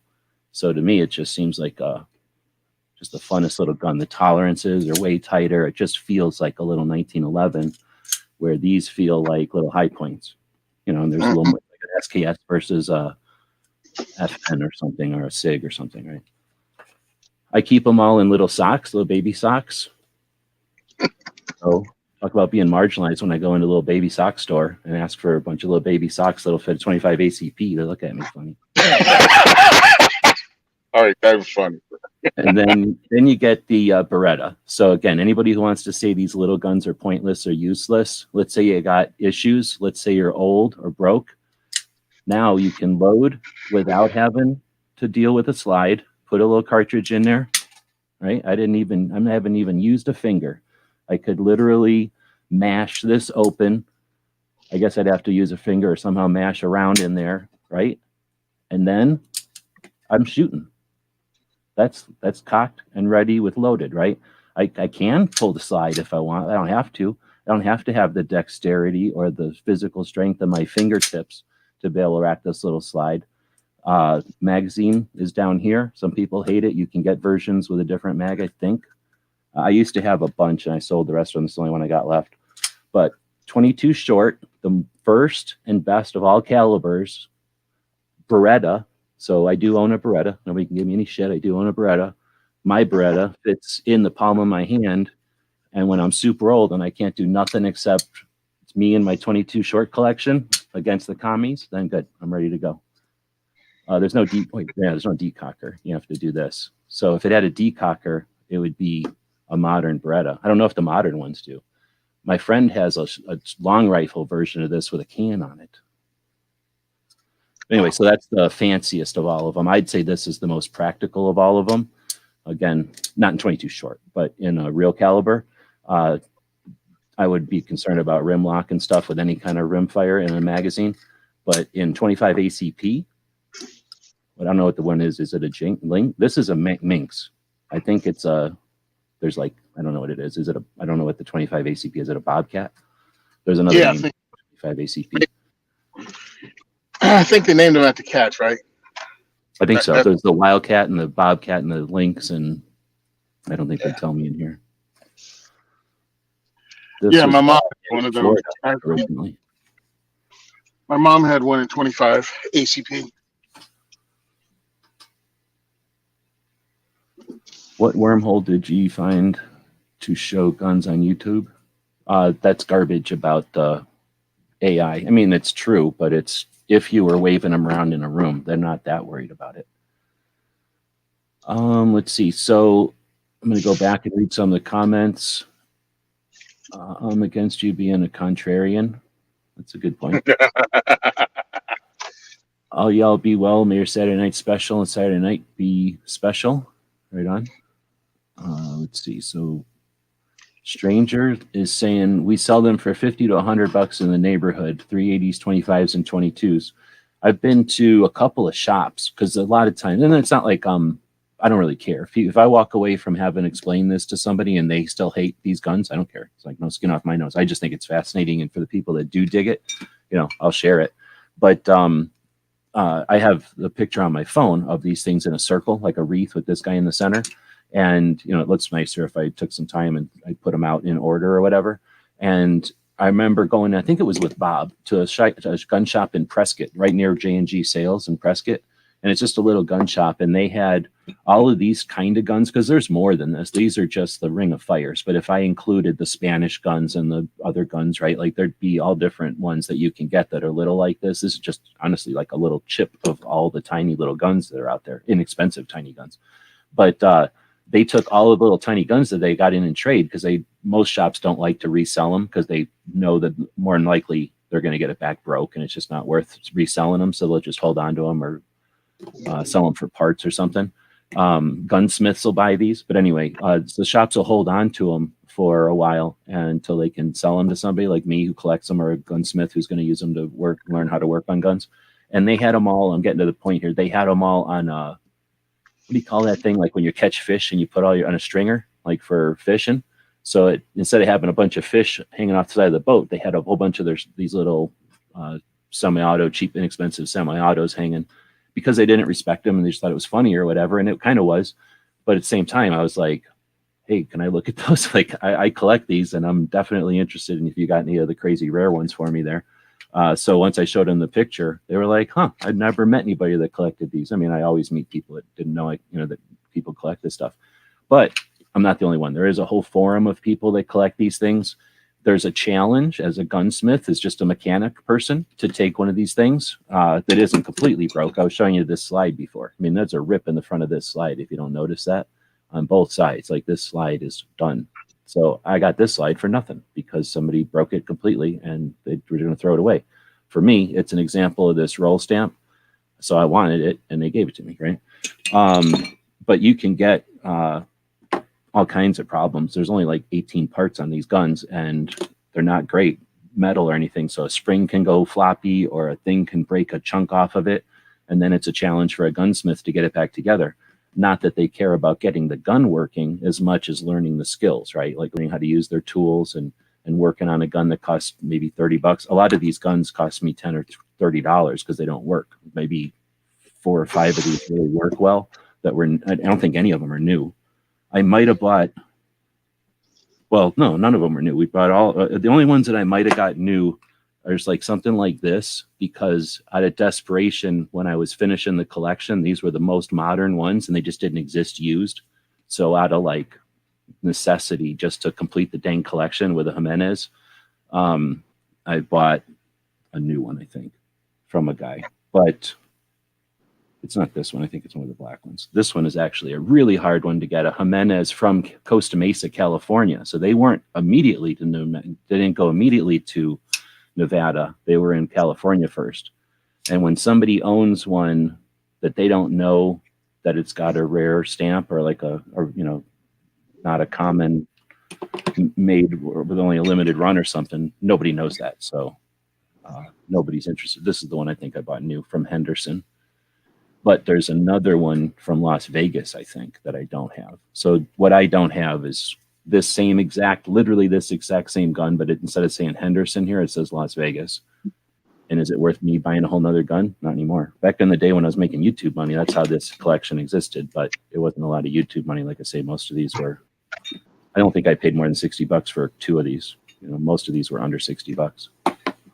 That's another thing about collecting these things is they're fun. And like I say, the guys on the forum, I don't know if there's girls on the forum actually, but the people on the forum, they enjoy buying the other ones, the 9mm, the Lorsons that suck the worst, and trying to get them to work again without just swapping parts. So, or sometimes they swap parts. I guess I shouldn't say everybody's got their own like little thing, but people enjoy getting a cheap gun and then turn it back together. I'll bet you now that's tougher because now that I said that, one of the things, I don't have one here, but like this slide, what will happen is when a gun breaks like this, what are you going to do? Are you going to really try to fix it? Nah, most of the time the gun's not worth enough. So they'll just take it apart completely, break the frame so it's not a gun anymore.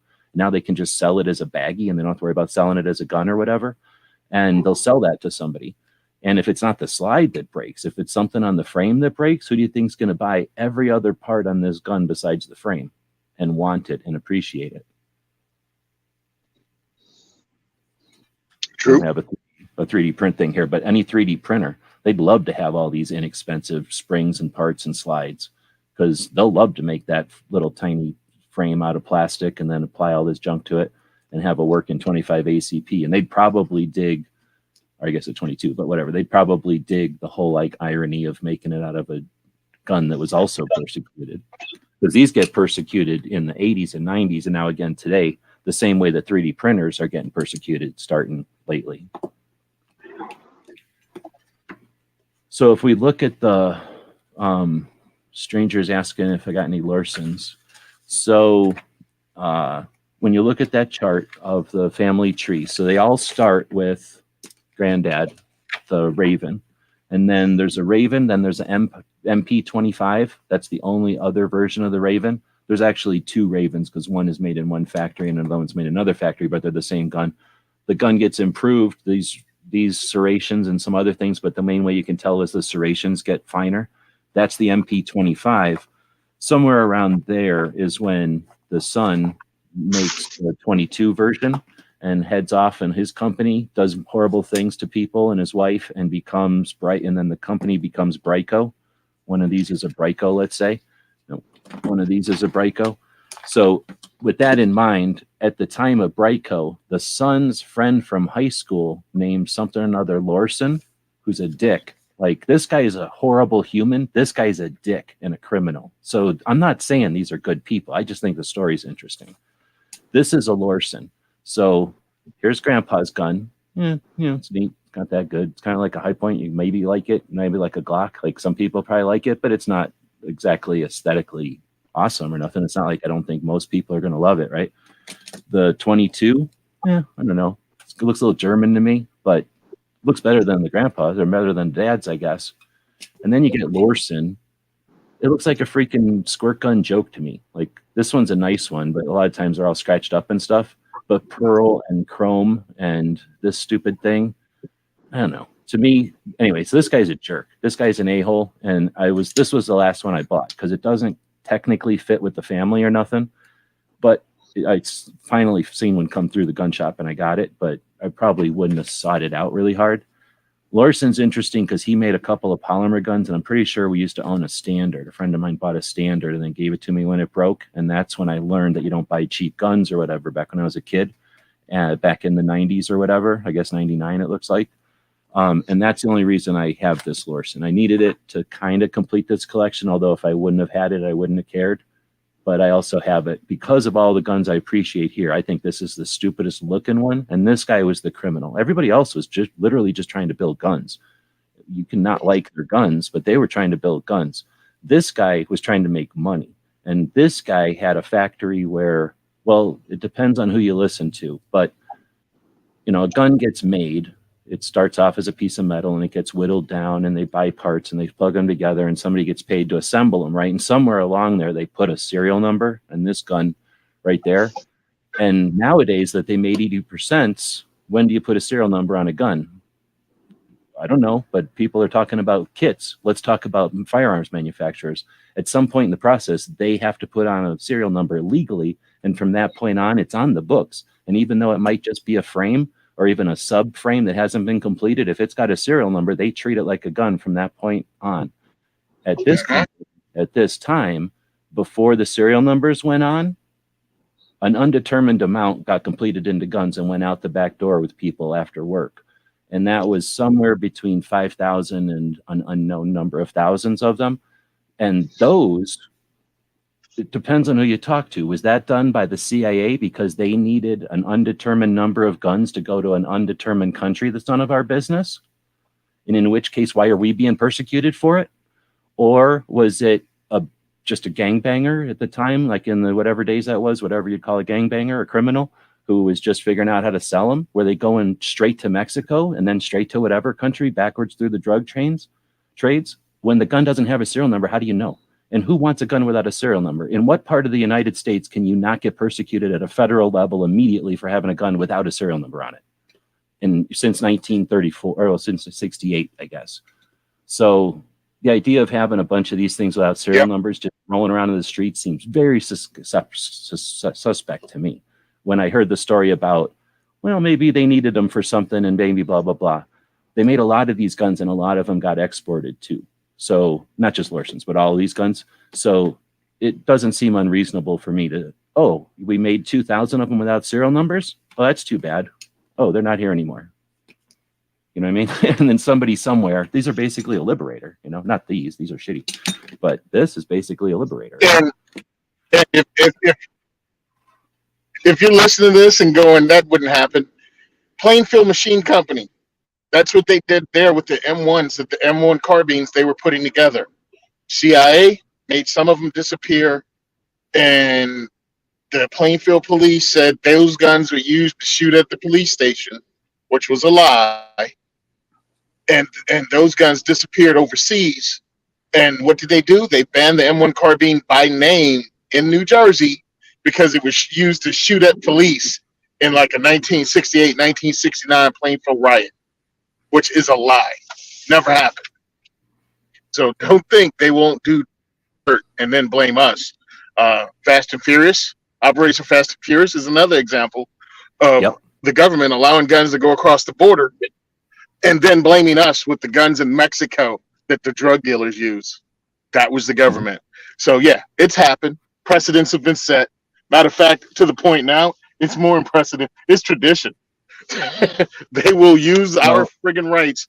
They will do something horrible and then try to take our rights away using that as an example. And that's a great point. And that's something, those historic circumstances, I think, are another indication or another reason why it's good to eliminate this, right? Figure out ways to accomplish the defense of our rights, because with that mechanism in place, this mechanism where they keep an ignorance of the machines, an ignorance of the real impact of the machines on society, and keep us in this like argument as opposed to getting everybody on one track. When they have that division, when they have that mechanism in place, yeah, it's real easy to do these things that you're talking about. Once once gun owners aren't the fall guy for these things, for these kind of things, then when the CIA is trying to figure something out, that's not another resource for them. It's not another tool in their toolbox that like, oh, we can do this, and then we'll just blame it on gun owners because everybody hates gun owners. We can take that out of the equation, and then they got to go blame it on truck drivers. Well, I shouldn't say that, but blame it on something else besides gun owners. Which, because we're not going to stop the CIA from being crooked, right? We're not going to have an activism and stop the CIA from being crooked that way, but we can take away our role in their shenanigans or something, right? Nice. Maybe. I mean, maybe we're being optimistic. If nothing else, we get better at doing what we're doing, even if we're on the wrong track. I'd rather spend my time practicing the wrong plays so that we get better at the next game than just sitting around saying, oh, we would have been really good at playing if we would have tried this time, but we didn't feel like it. Well, I'm just thinking off the top of my head, and this just because of this conversation. Dude, how many 3D printers do you think the CIA has running somewhere to build guns so they don't have to worry about a serial number now? Just saying. I mean, it's not like it can't be true. They want untraceable firearms so they can use them and send them to other places. I mean, they did it with the Bay of Pigs. I mean, that's I kind of supposedly. hope that they're sending 3D printers, but I hear what you're saying. Like we do. I mean, I guess you could get in a whole conversation. This isn't really a place, I guess, but you know, whether or not part of your defense of your country is to be aware of what's going on. I mean, you can say, I want to be an isolationist while there's this giant thing happening and then you get crushed by it. Or you could say, I want to be an isolationist that has windows and sees what's going on. And if something happens, I want to at least go look around and say, is there anything I can do about this thing that's happening, right? But that's a whole other discussion. But no, it's a good point. And I was thinking when you started to say that, and then they're going to send them out into the streets. But you're right, the CIA would send them out somewhere else. But somebody who is trying to mess with us, I don't know what department it would be, but somebody who's maybe trying to manipulate something, as soon as they create this dilemma or this perception that 3D printed or guns without serial numbers, kit-made guns, whatever they want to call them, you know, that's a scourge. Yeah. Well, then, yeah, that gives them that mechanism to start blaming everything on this new scourge or whatever. And we definitely know that's their it's their MO. Yep. I just noticed something. They continue. That I just noticed that this orange thing here is kind of what I started out this conversation. The reason I started this whole thing was this stupid Phoenix thing here. And I mentioned that the magazine isn't in it. And I don't know where it is. So it has a magazine disconnect. So I can't pull the slide back because there's no stupid magazine in it. So what if there was a bullet in here? How would I know? Stupid gun, right? So I can't click the safety off because I don't have a magazine in it. Can I fire it? No. But can a safety break? Yes. So, you know what I'm saying? Like, this just seems dumb. Let me grab the mag to fully illustrate how weird this. I hope I have the mag here. This is probably the mag. I think it was a big goofy mag like this. So now the mag's in it. Now I can put the safety on. Now I can check. And it's got this safety, right? Which I hate slide safeties personally. Berettas, one of the reasons I don't like Berettas is because of slide safeties. Just me. I'm used to 1911s, right? I don't want to do this when I can do that. Anyhow, this thing seemed to me like goofy. Woods had asked earlier if these have a separate barrel. These are sold specifically as a 2-barrel kit. So yes, it has this barrel and then a longer barrel. And one of the things that people like to do is take the longer barrel from this, put it in one of these, and suppress one of these. Nice. That's fun. But anyhow, this thing was a goofy gun, and it is from Ontario, California. I've been to this factory. I've been to all of these factories, actually. So me and Smeggy drove around the old van, the van I had to get rid of before I got this van, and drove around 2 days, I think it took us to drive to all the different factories. So this gun, though, is just super weird. I mean, it's kind of well made. I don't think they're that bad a gun. I can understand why people like them. They're really the evolution of all these. They're like the granddaughter of all of these, right? So they got all the best parts, and they're not a bad gun. But this manual of arms drives me insane. The magazine release thing is the worst, or the magazine safety thing is the worst. Like, I can't, if it's on fire, I can't drop the mag. Real life, like, come on. Now I can drop the mag, but I can't pull the slide. Like, come on. That's just so wrong. Like, it's like having a hobble. Like, everything you want to do is encumbered by having to learn a stupid. So anyway, I don't like to rag on it. What is that? Is that because Phoenix has nothing else to do? It's because when they started with grandpas, where'd it go? When they started with grandpas, went to the sons, and I'm going to go down the sons line, but you can do this with the daughters line and with other people's, as long as they stay in business long enough. Safety. Oh, we can't use this safety. California, blah, blah, blah. So now, okay, we got a safety that goes up and down. Then somewhere in here, magazine disconnect happens. Then something happens and you need a firing pin indicator. So you start to get, that one's broken. You start to get firing pin indicators. And that's when a couple of the companies were like, I'm going to Nevada because that's too much. You're costing me money. You know, now it's not an inexpensive gun anymore because I got to do more processes. I got to redesign it. I got to buy new parts and whatever, I'm out of here. So some of them left, and that's why you see some of these have this orange trigger indicator. California law, we can't sue them out of existence. And then one of the things about these is when it was Brico, kid was babysitting and the parents left the gun out in a drawer loaded, and the kid was a kid was 12-year-old was babysitting a 7-year-old. Oh, I can't remember the dates, the ages. A young person was babysitting a younger person.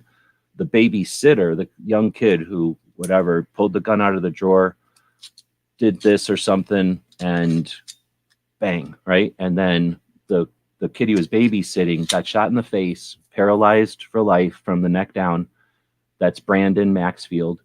And this company, Brico, gets sued for $24 million successfully because parents left a gun in a drawer. A babysitter took it out, didn't know how to work it, pulled the magazine, and didn't do that. I can't not do it, but you know what I mean? Pulled the magazine and then pulled the trigger and wasn't paying attention, didn't know no safety rules at all. And that's a horrible situation. Brandon Maxfield, the kid, innocent kid there, this was in the early 90s. The company got sued for $24 million. Nobody's insured for that. They go out of business, bankrupt. The machines in the factory and stuff get sold for bankruptcy court. Brandon, the kid, this is years later already because it takes time for stuff to happen, is wounded, but paralyzed, but still he's back to doing things again, but he's paralyzed now. He raises online, I forget, $500,000 to buy the equipment. He was going to buy the equipment and in an act of ceremony, I guess, destroy it, right? This is the factory of the gun that I got hurt from, so I'm destroying the factory. I don't, it's capitalism, and he's got the right to do that. And he raised $500,000. The Brico plant manager was named Paul Jimenez. The company that came out of this is called Jimenez. Guess who won who paid more for the factory? So the factory started, the bidding for the factory, once they were sued out of existence and went to bankruptcy court, the factory went on the bidding for $100,000. It went up to $500,000 because of Brandon. So I'll consider that a win for Brandon, and I'll still consider that a win for Brandon because, right or wrong, if a kid can raise $500,000 to do what he thinks is right, I'm okay with that. Might not be on our side, but I'm okay with that. So Jimenez does buy the company years later. It's JA, and now different circumstances, same strategy is happening. And we didn't do nothing when it happened the first time except watch. I don't remember anybody even making a note of that in a American Rifleman when that happened. This would have been the early 90s. Like, I literally didn't know about it until I researched it in 2012. So it's happening again, and we don't have any precedents. And I'm not saying that we need to drop everything and do anything about it. I'm not saying they're great companies or great pieces of machinery, but they are, our shitty cousin or our goofy nephew, and we can ignore them or outcast them all we want, but they're going to be used against us. And if we let somebody go, they are us, and they will come back, and they will not be happy. And I don't mean them, but you know what I mean? Like the stuff we say about them, everything will come back to haunt us. On the other hand, if we're united and we say, these are fire extinguishers, and if you expect a fire extinguisher to perform like a drill press, then you're the one who has a misperception about how things work. If low-end, inexpensive, easy to manufacture guns are necessary in a capitalist world, show me how they're bad. Now we'll get into the crime stuff, which isn't in here, but we talked about, I heard being talked about earlier today, I think, the idea of crime guns. First off, I'll challenge anybody. When I did the research in 2012, the number one crime gun was then, and I still believe it was the same the last time I looked in like 2010 or something, is a Smith & Wesson Model 10. Why? Because it's the most common prolific revolver ever made. The next common crime gun is a 1911 because they don't tell you if it's a Colt or a Springfield. They just say 1911. So a 1911 and a Model 10 are the two most criminal guns in this country. That's like saying the cars that get the most spare or flat tires are Fords. Therefore, Fords are no good. No, it just means there's a ton of Fords and all cars get flat tires. Therefore, there's more Fords with flat tires. But unless there's a higher ratio of Fords with flat tires, right?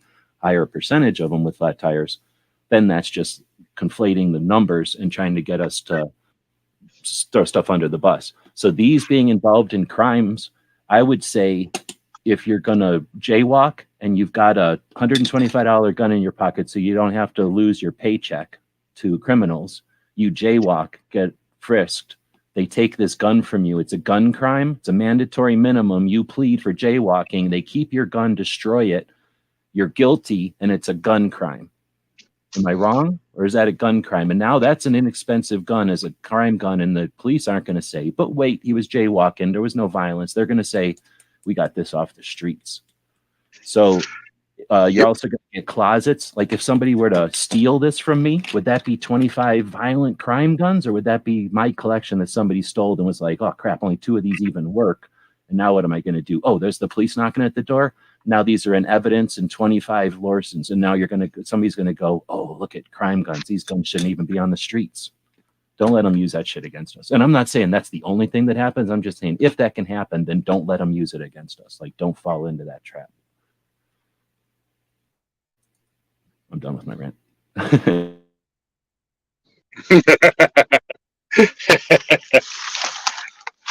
That was awesome. But that's why I think these things are neat, and hopefully the collection will be useful for that. I'll keep it as long as I can, and my goal is to probably give it to the J.M. Davis Museum. I think that would be the best museum to put it. My goal is to come up with something like this on a piece of wood so that they can literally live in some sort of arrangement to show the story. And then make a bunch of little interactive things. So when some kid pushes a hologram in front of this, like an old video comes on and, shows them the info or whatever, or maybe some kind of new infographic will pop up. But that'll be one of my things when I get old or something. I'll figure out how to make that happen.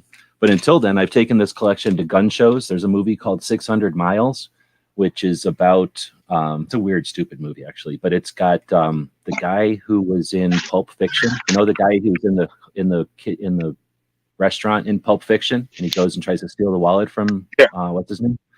That guy was in the movie. He's the only star I know from the movie. And then remember the show Wings from back in the old day, TV show Wings? One of the guys from Wings.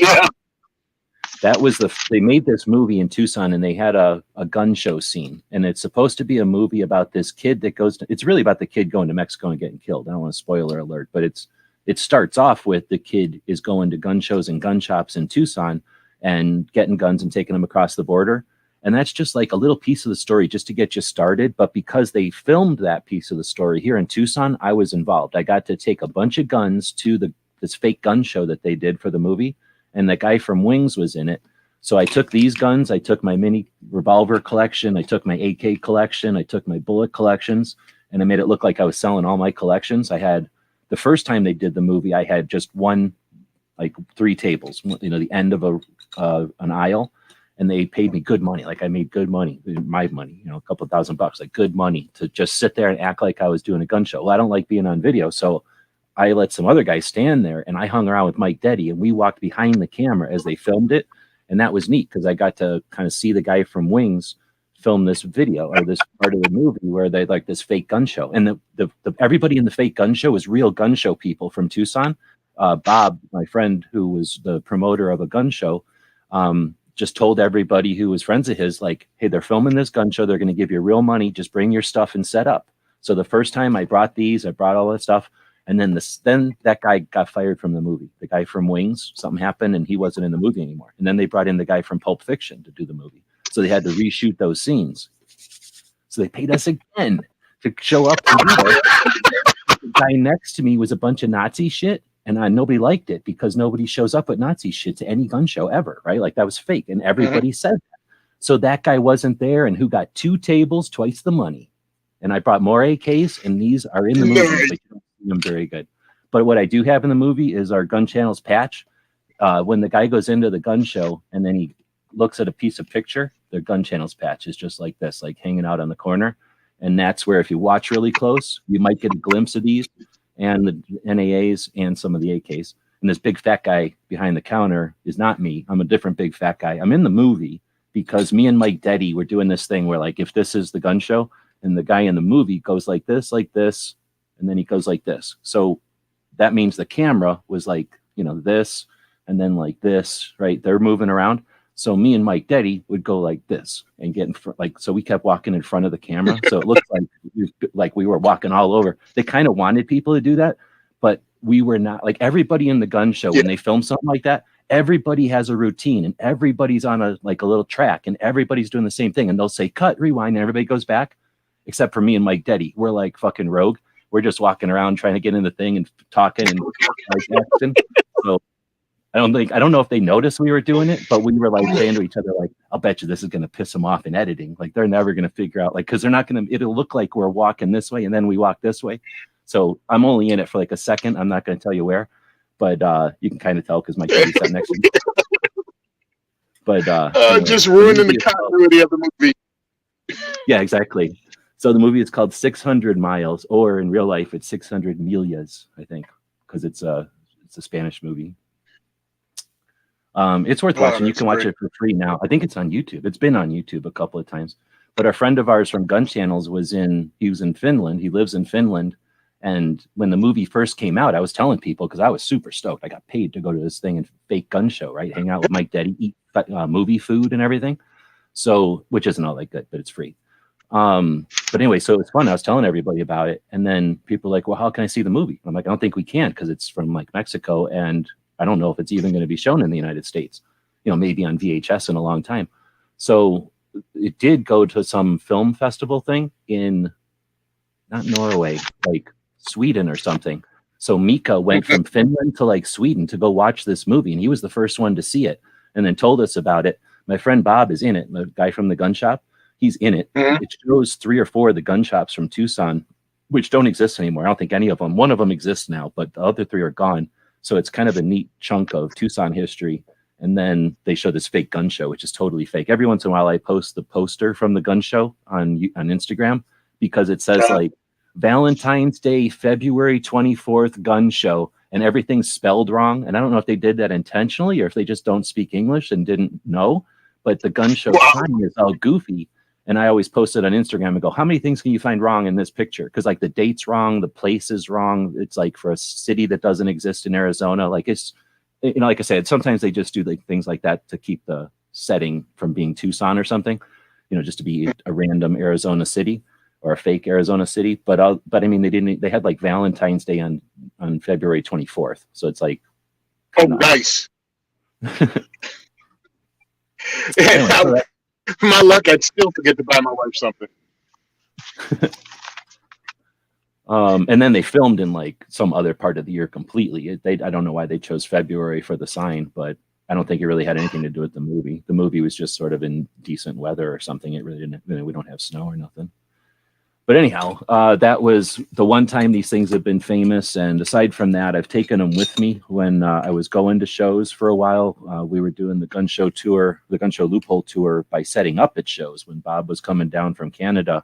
And basically, I have somebody that would hang out with me at the gun shows all the time with Bob.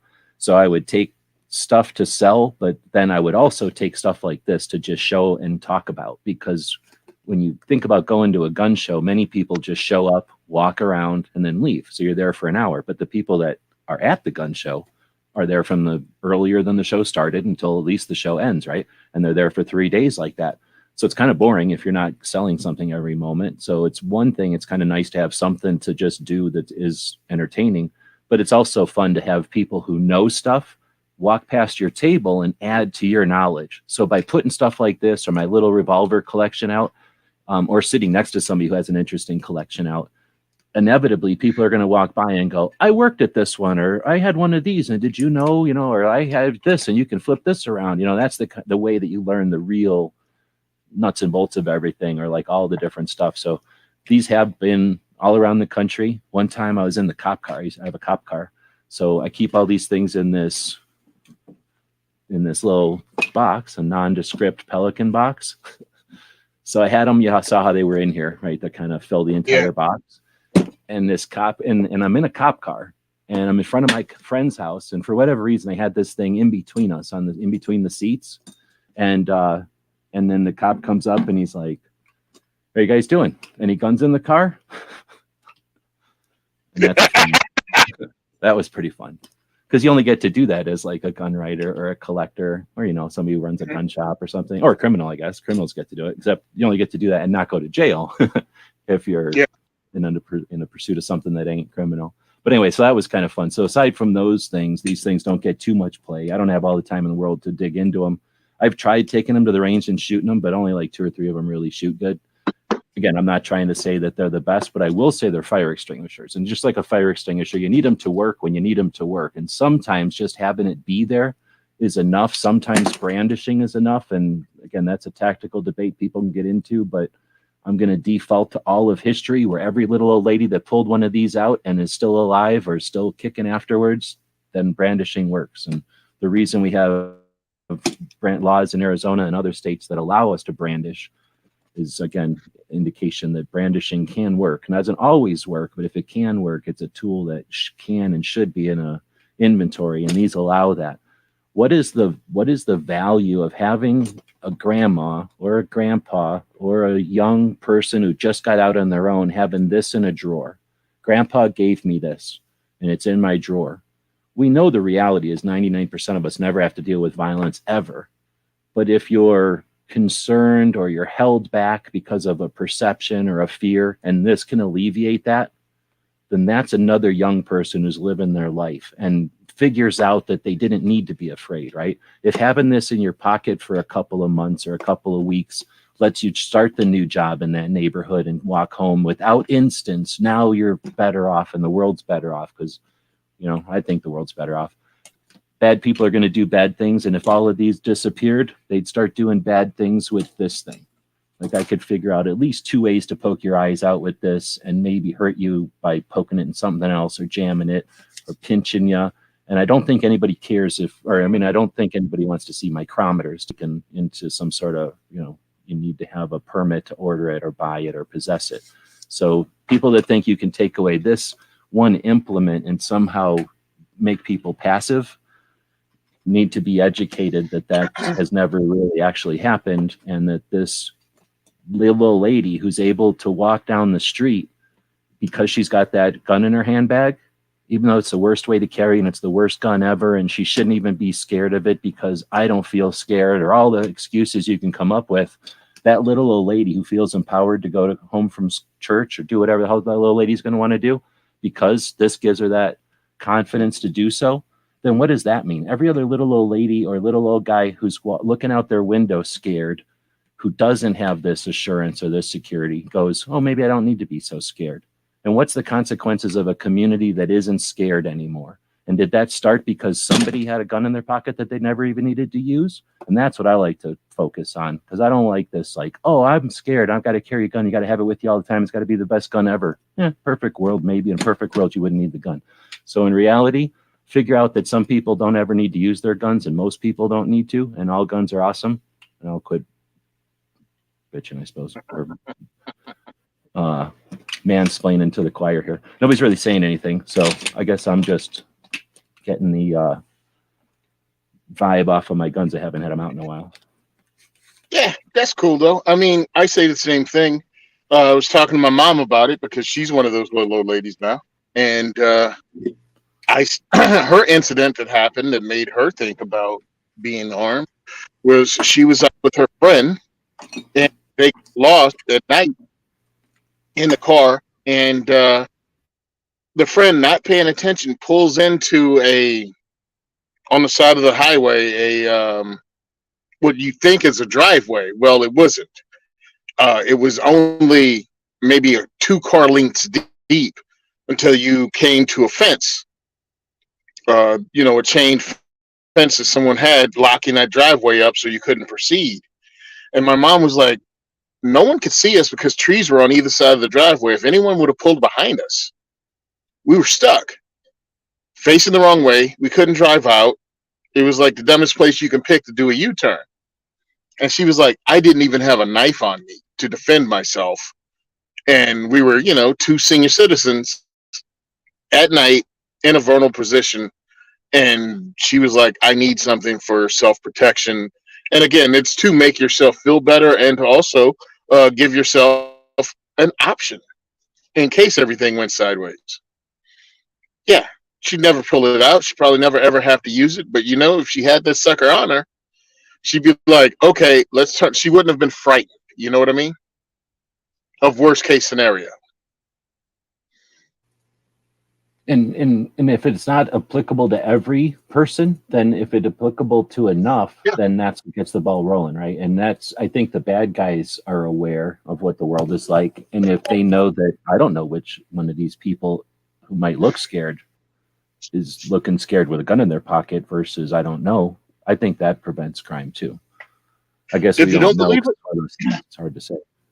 no, you can see numbers of crime statistics in Detroit before and then after they got permission to carry in that state.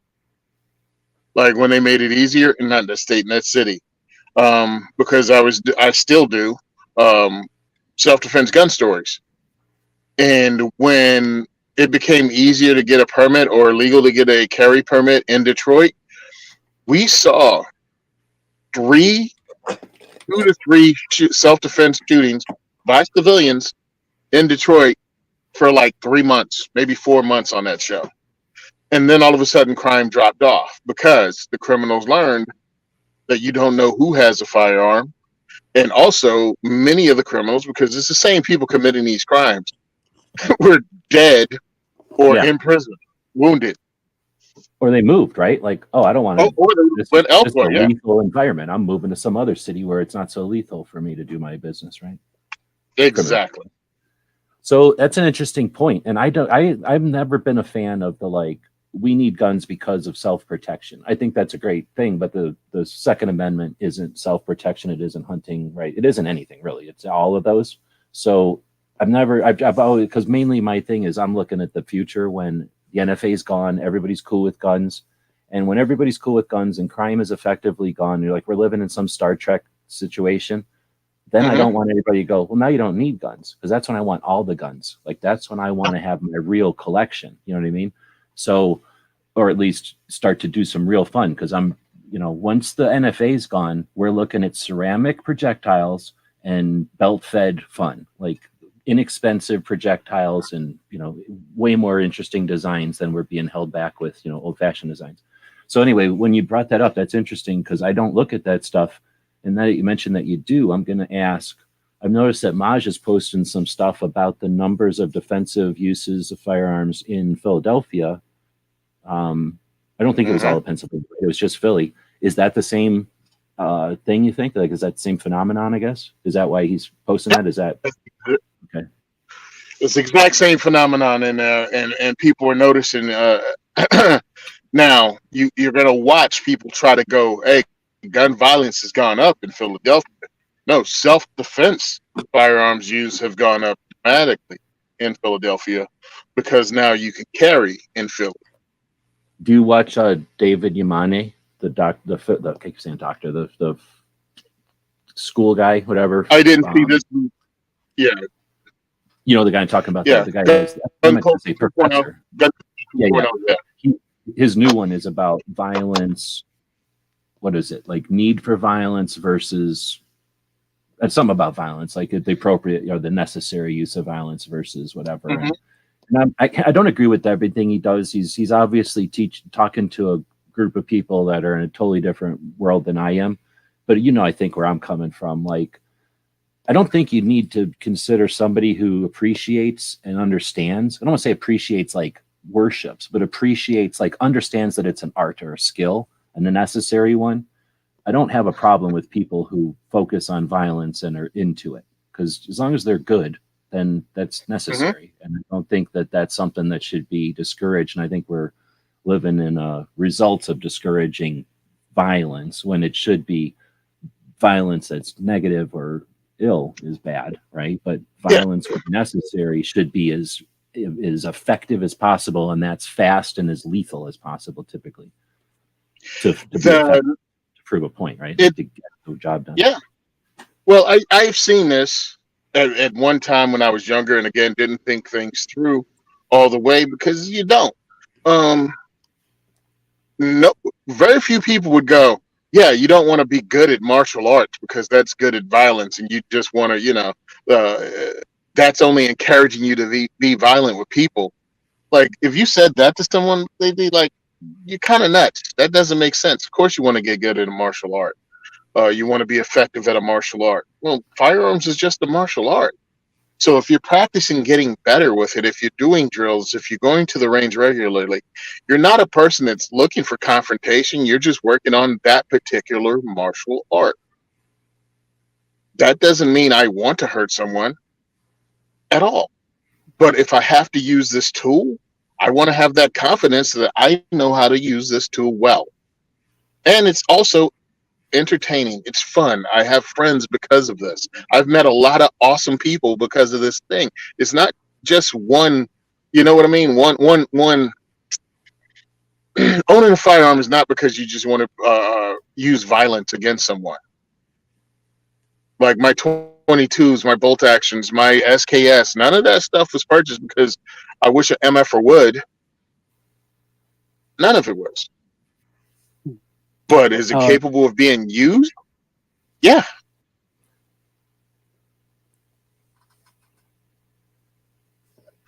I was saying which one's my favorite, and it's hard to say. Woods is asking me which one my favorite. I kind of arranged them here on the thing. That I was showing that Bauer, which is the best one of these. I guess some people might debate whether the Bauer or the Beretta is the best one, but this one is probably my favorite because it's just the neatest to me, and it started them all. But it's a 25 ACP, so none of these are my favorite because my favorite guns are 22 shorts. So these are all interesting, and I had a lot of fun collecting them, and they kind of need to live together, in my opinion, because otherwise, as soon as you separate them, all of them are just $60 gun again. Together, I don't know what they're worth, but it does something, right? Together, they're something. So this is my favorite of them. The fact that I was able to collect them and that I, for whatever reason, I stopped myself from making because I think if I would have made a review on this gun and said, this gun sucks, that was in 2012. What would have happened in 2012 if I became a gun reviewer and I was going to SHOT Show and like, oh, Phoenix Arms, can I get another one of your guns this month so that I can look at it, play with it on YouTube? I could have probably done that okay, but I would have never gone to Gun Rights Policy Conference. I would have never been frustrated after a few years of watching those people not do awesome, and I wouldn't have done what I'm doing. And I don't know if what I'm doing is better, but I definitely would have just been another gun reviewer going, I don't like these guns because they're not as good as my other gun, and they're not as good as the gun I get paid to like, and then blah, blah, blah. And then inadvertently somebody else to have to go to court or go to a testimonial and explain that guy has a right to that opinion. However, I don't believe he's got enough insight to, talk for the rest of us. And I'd rather be on the side of helping people like Brooke and all the DC Project ladies and people like Tony and others who are fighting that perceptions and eventually try to get the gun owners to realize that we don't need to dig our own holes any worse. And you don't have to like nothing you don't like. I'm not going to like Berettas because I have this opinion. I'm still going to, or not Berettas. Oh, I don't like Berettas either, but I don't like Tauruses. Woods is giving me crap because I don't like Tauruses. I don't like these. I'm not trying to justify bad quality stuff. These are at least made in the United States. These were made in reaction to the 68 Gun Control Act. These weren't made because Smith & Wesson left their patent behind. And I'm not ragging on Taurus. I just don't like Taurus as much as some people do. And a lot of people get paid by Taurus or want Taurus stuff. So keep that in mind. That being said, guns are good. No. Let's please say that. Many of the people you don't know many of the people you know may be getting paid to have the opinions they have. Just keep that in mind. I just want to throw that out there because it annoys me. Mm-hmm. And we're like politely supposed they to won't not come talk clean with it. And we're politely supposed to ignore they're not talking about it. I don't really care. I'm not trying to shit on nobody's ice cream. It's just that if they're going to then throw stuff under the bus, then it gets annoying. Or if people are just unwilling to, whatever, it doesn't really matter. But it's just frustrating sometimes when it's unchallenged or unobserved. It doesn't need to be challenged because in capitalism, we're allowed to get paid and do whatever we want. And everybody's allowed to make whatever decisions.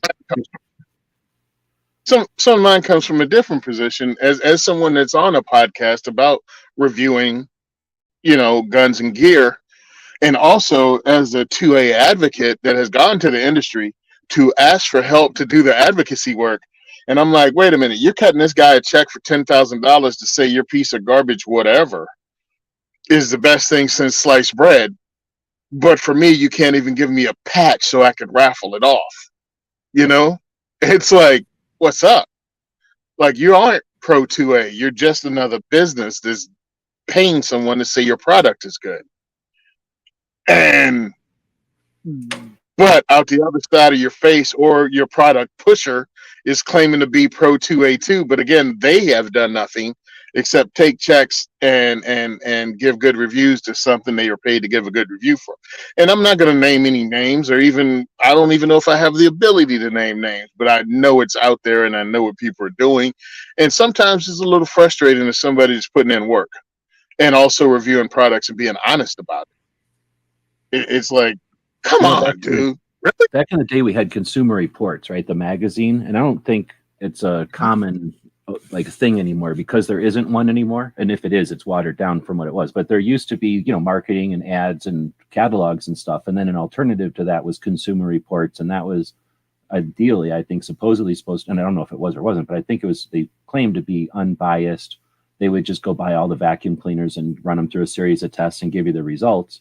That way, whenever brand of vacuum cleaner wasn't biased in the results, they were just giving you raw results.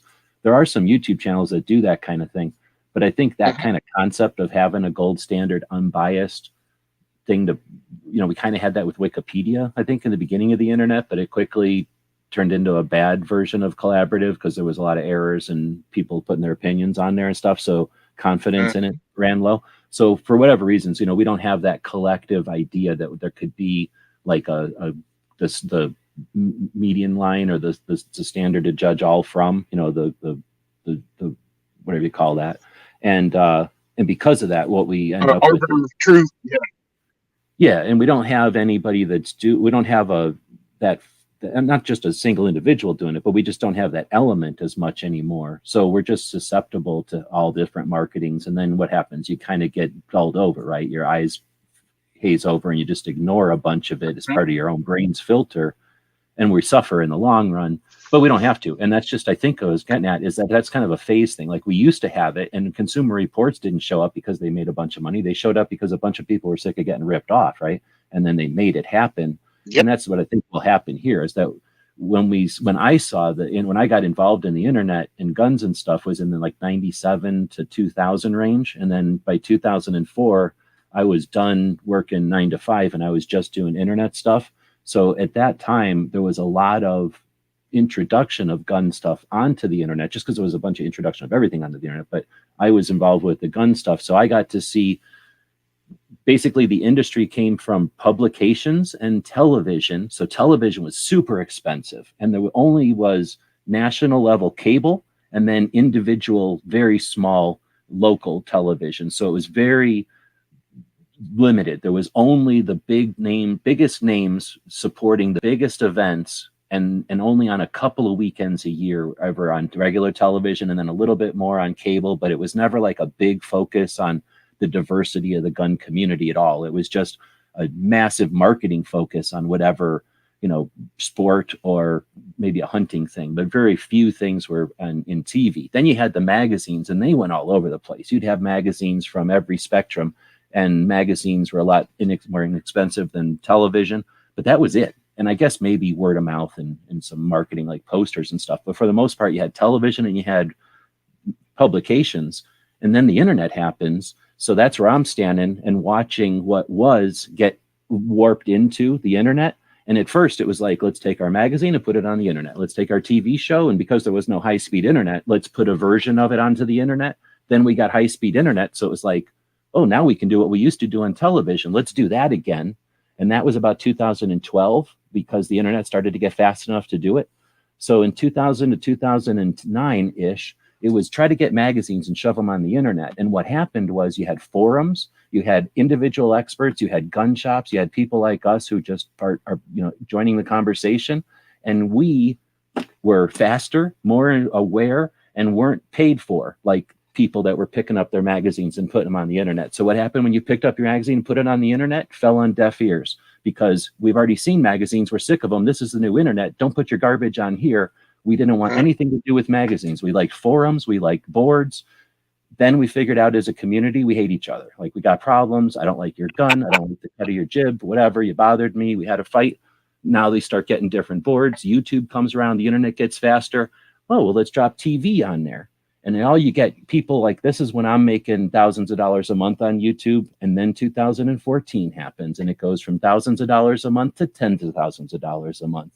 A lot easier to shove a television production and everything on top of tens of thousands of dollars a month of revenue than it was to make us try to do stuff when we didn't want to. 2014 on, you see a different internet. We haven't, and I wish we would have seen a push away from like that television strategy of like, you know, all the different things that are television, flashy, brand name only, expensive, well produced, 30 minutes or less, only worry about the things that are popular, you know, that kind of crap. Like all the shitty, fast, like worst things about marketing are what they're dropping onto the internet. And now the internet can do it. It's fast enough and it can pay for it. And now your industry who went, oh, I don't know about the internet. What am I supposed to do? Oh, here I can throw my money into. That was 2000. Now I'm going to move my timeline over. That's 2015-ish. So we've come from publication. That stuff's almost dead. Now there's some like Recoil and a couple others, Ballistic, right, that came along and are kind of, hey, remember how magazines were? Here's one magazine, right? Like, so we have a couple, but they're basically effectively gone. But that concept of like the masses, I'm waiting for that to disappear. And I believe that is going to disappear. It can't live on the internet. That weirdness only lasts when you only have single options or very few options. There's so many other options on the internet. This is going to look less and less attractive, and fewer people are going to support it. It's bloated and it's old, and it creates a ton of resource, people, and attention to try to get you to buy one thing. And whatever that one thing is, if it doesn't land, all of that was for naught. When I can do stuff over here and everybody can do stuff over here, and the collaboration provides or creates, then that's more attractive and more interesting. And that's what I think the internet's got the chance to see. That's AmCon, right? That's the Gun Rights Policy Conference. That's KD's Train and Learn event, right? That's the Ambassador Academy. This is NRA show. This is USCCA trying to do the NRA show again. This is everything else that's just like, remember what we used to do? Let's do it on the internet. The new stuff is what I'm waiting for. And what we're seeing with this, like this attack on the property, is an old 1994 tactic. So the same way we're evolving with the community and with the tech and with our attention spans and with all the other shit that they're throwing at us, the other side is having their own version on the other side. Who's going to get together and figure it out first? I think we already have. And we just, the people who are paying attention to this haven't realized what's better over here. As soon as they do, how long does it take to go? Like, it takes 2 seconds for people to lose attention, and that's shitty. And once we're educated and we know that this isn't working against us, it's just not as awesome as this. And you don't have to like this. You can like all these other things, and somehow they're connected. You don't have to worry about it. We win over here, and we have a lot more fun, and the NFA falls apart, and the antis, they can go after this. They can go after NRA, and they've successfully done that. And we can already see that giant entities aren't valued anymore. So that's passing. So I'm still looking at the future, and I'm super optimistic. There's folks like everybody we've been mentioning and alluding to that are kicking ass, even when they're not getting highly paid, getting fame or fortune, getting any kind of recognition at all. They're doing it for the future. And the fact that they're doing it now with all the other distractions and reasons to not do it, and the costs that they're doing and the time that they're putting into it, in spite of all that, proves to me that we're going to win. I don't know. You could, I guess that's the feeling I got. People, okay. People tell me, you know, we're going to lose. I've been told the Second Amendment is going to go away because, and they give me different reasons for it. But as someone who's doing what I'm doing, working, as they say, behind enemy lines, and I've watched the diversity shoot go from every other month to 3 a month, again, behind enemy lines, and while the state was shut down. You can't tell me we're going to be shut down and lose, dude. I'm just one dude that did this one thing. There are others that did. 2015 was a watershed year for 2A advocacy. Diana Mueller started DC Project. Phil Smith started NAGA. Maj Toure started Black Guns Matter. And I started the diversity shoot all in 2015. So, no, I think this thing is growing. It's just going to be a different way. Yeah, you can't just stare at, NRA and see that's the way advocacy is going to go. That was I don't want to call it a tidal wave because it's not like it crushed nothing or changed everything, but it was certainly like a high point in the tide or whatever, like the tide rose. And here's the thing I want to bring up. You mentioned a whole bunch, and there's other things that happened in 15, but you mentioned like the big ones. Yeah.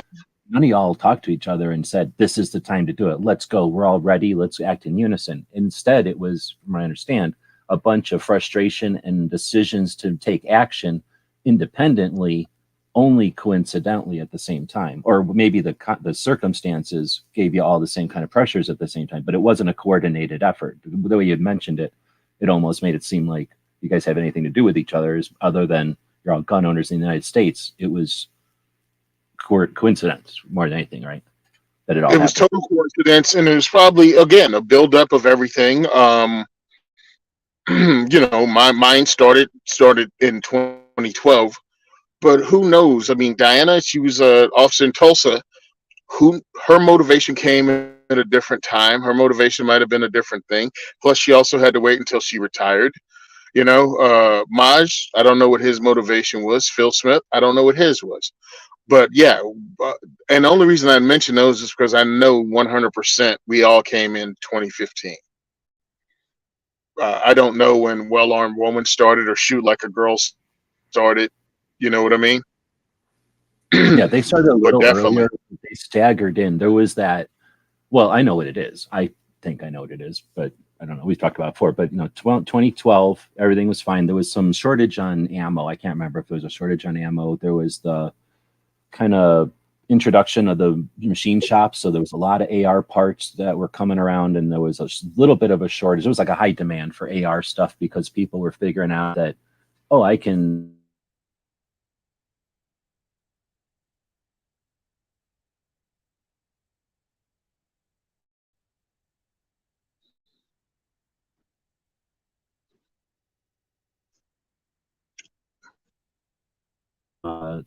just guns in general.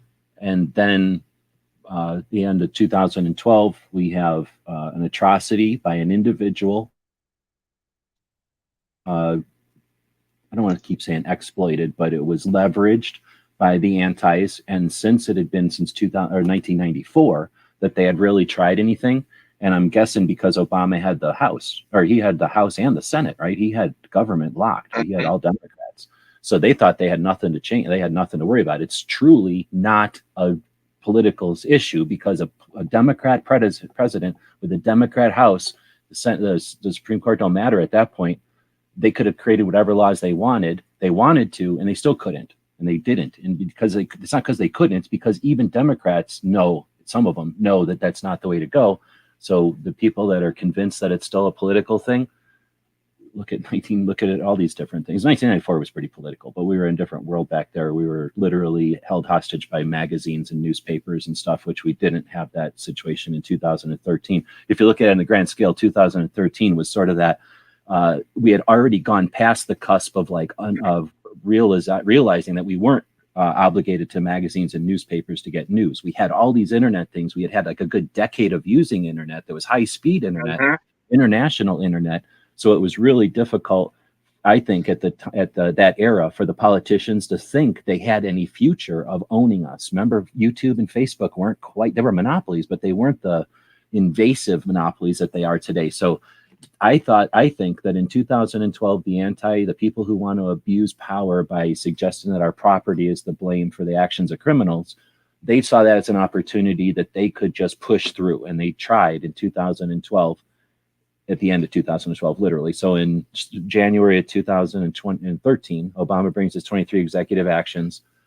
Grassroots resistance happens throughout the next 8 months. And by the end of 2013, The best they can accomplish is one of the 23 executive actions being announced on a Friday afternoon quietly. That's the best they could accomplish. And they did that like 3 times, if I remember. The result of that at the end of 2013 was, I kind of mentioned it before, YouTube individuals went from thousands of dollars a month to $10,000 a month. And when that happens, industry wakes up, marketers, everybody perks up. It took a couple of months for everybody to figure out what they were going to do. And then there was also some shortages in there. And then we got the M855. And at that point, my theory is, because that was like 2013, 14, end of or beginning of 2015. My theory is that you and Maj and Diane and Phil and others were fed up. You saw the potential of what Grassroots did. Everybody who was really paying attention saw that the NRA didn't say stop Obama. Of course they did, but nobody listened to them. What stopped Obama was every single individual standing up and saying, hell no. And all the polls and everything that they could possibly do told them, whoop, wrong move. And they stopped. And then we saw apathy. That's where Every Second Matters shows up. That's where apathy comes in. And all of us who are really paying attention said, if we don't do nothing, they're going to do this again. And all are going to keep doing it until they win. So let's stop this. And I think it took about a year and another couple of twisting the screws for you and Phil and Diana and everybody to say, what can I do already? And I'm going to do it already, because I'm not going to wait for another. I'm guessing that's kind of the stuff that went through y'all's minds. And then it probably took a couple of months to happen, and then it's 2015. And it all happened right at the beginning of 2015. Yep, like at the beginning of 2015. Right. And I think you're right. When you explain the timeline like that, Sandy Hook happened. It was horrible. The legislation came through and was trying to be shoved down our throats in 2013.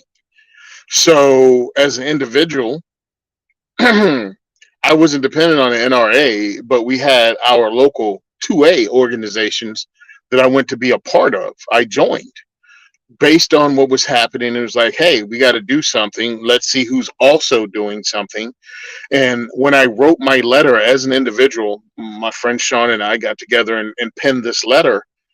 It was to give to individuals, to mail individually, to, you know what I mean, send to email, to actually snail mail. We did that. And that was 2013, 2014, when I'm testifying in the assembly in New Jersey Senate. And 2015, I'm like, I need to do more. And that's when it happened. Yeah, it was a process, but I think, I think the 2012 tragedy of Sandy Hook also, the political push afterwards to take our rights away motivated a lot of people and created a lot of this. Because like you said, we've seen it before and we know what you were doing, and you were they were totally disingenuous. It wasn't about saving lives. It was about taking rights. And a lot of states were doing it. And I think that's when Bloomberg started rolling out to go to individual states and try to push the same thing on the state level instead of trying to go on a federal level when the executive orders were shot down by we the people. Like they couldn't pull that off on the nationwide. So they started going to states. And that's when you get into the apathy again. And that's when I started something on the local level, because we had to turn that around. And what a lot of people, another thing that the diversity shoot tries to do is get current gun owners to actually be politically active. So I kind of get them to come in and be volunteers, because everyone likes to show their firearms off to a new gun owner or a potential new gun owner. But what they're also getting is education on the 2A activism that happens on the state level that many people don't even know about. Some of my volunteers have never heard about the Second Amendment groups that actually show up because they go to the range with their friends and they never really pay attention to the flyer over at the corner of the register. So when you come to my event, all of a sudden the guys from the flyer are in the middle of the room introducing themselves to everybody there and talking about what they do. And then you can have a conversation with those people during and after our events, because it's not like I said, only my circle of friends are going out to dinner together. You know, we make sure we reach out and go, hey, we're going to have cigars in the parking lot afterwards. You guys want to hang out? And now all of a sudden you went from, this is my first event, to you hanging out with like 3 members of 2 different 2A groups in New Jersey that you didn't even know existed 3 hours ago. So we're trying to make a difference on a local level, man, and I think everybody can do that regardless of where you are. But that's what we're doing here. So when I talk about what we're doing, it's on multiple levels. It's actually just fellowship. That's what we're doing. And we're trying to create a fellowship of freedom with us. And you might think it sounds corny, but it has to start somewhere. We get that commonality going. We get that thing we share. We start talking to each other over pizza, over cigars, or even going to have dinner afterwards. And you're not, a left-wing wacko or a right-wing Nazi or all the silly names that people call each other on social media. That's Bob. That's Janet. Their kids play soccer together. And outside of the Second Amendment, they probably have a few more things in common. And then they find out, well, they really are kind of on the same boat. And that's one of the things that I hope people get over. Find out you have a lot in common and very few things separately. And then why are you holding out for these separations? Why are you allowing other people to put you in categories where you somehow hate each other because they want you to? Well, that's the thing. Well, I'm going to break in because there's a couple. I've been making some notes here. You got a good points there. That last one, though, is if you allow someone else to decide, then you're not even in control of who you don't like, right? Like, so that's the other thing. It's just literally being aware, right? Or making the decision for yourself. Yep. I'm going to weigh this in a second. If my scale will go up to it, I don't really know what this scale. It's an old scale. It might not be. This is pretty heavy, but I'm going to weigh it. Feel free to leave a guess at how much think this. I think there's 25 in here. So how much you think 25 Ring of Fire, 22 long rifles weigh in the Pelican case and some foam? But one of the things you mentioned there was the camaraderie. And I was going to say that, guns are a thing, like you said, cigars or motorcycles, or I always say guitars or cars or something. There's all kinds of things that people might be interested in. You're allowed to just be interested in something and have friends, and that's your thing that's in common, or you could be anything and still, you know what I'm saying? There's nothing wrong with that. But I think what guns are unique in is that it's a foundational, fundamental right, and the expression of that right. And it's also an expression of liberty. I define freedom as being able to do what you want, right? And I define liberty as being able to do what you want with other people around, so that you are within the boundaries of their freedom and their liberty. And that's, I mean, there's probably a better, neater definition, but that's how I think of it. So what is liberty? Like freedom, I'm great. I can run around being weird and doing whatever I want. But if I'm hurting somebody, then that's not freedom anymore. Now you're being a jerk. So liberty is that working together thing. So individual liberty is the idea that, we can each other decide what to do and act and how to do it. And then communitively or whatever, figure out how to work together. We don't need the state to tell us. In other words, we don't, although that can work, I guess, you can be told this are the rules and everybody's going to agree, or else. I think you can also, evidence shows that we all figure out evolving rules and deal with them. And every once in a while, there's a glitch or a stress point and we figure out, right? But, whatever. So I don't think that guns are necessarily the same as cigars or food or motorcycles or something, because they're not just a hobby. They've got that foundational, fundamental core thing to them. And I've always had that. I think it as a longtime gun owner and a Marine, and just somebody who's moved into states that have different infringements. You've experienced it, so you have a different, more fundamental value or respect or awareness of that than I even can, because I've moved away from that to effectively less and shit like that, right? Less of that, but either way, I think that that's the difference in guns. And what I find one of the coolest things ever is that because it's both, we got the potential and the opportunity and the fun of getting together and enjoying each other's time and company. And it revolves around a big important thing. Sometimes that's a problem, but most of the time it's just like, hey, we could be just same kind of friends hanging out and smoking cigars. These are just way more important, but we can do the same thing. And I don't want to give anybody the idea that like guns are so lofty or violent or important or unsafe that we have to set them aside and we can't have fun with them. I think the 3D printing community is indication that people can have fun and you can chill out and just, enjoy a right, enjoy the benefits of the right, as well as the obligations and responsibilities, and the other side, well, anyway, so I think we're all better off with all y'all deciding to act and contributing, because, you know, with that influence, with that added element, we're better off. And everybody who is sitting around not paying attention has something new to pay attention to. And even if they don't jump on board and go, oh, I'm going to spend all my time, you know, shouting out this stuff, at least they're aware of it. And the fact that they're not like, oh, I had no idea and now I'm offended, shows that nobody really cares. They don't need to support you to not get in your way.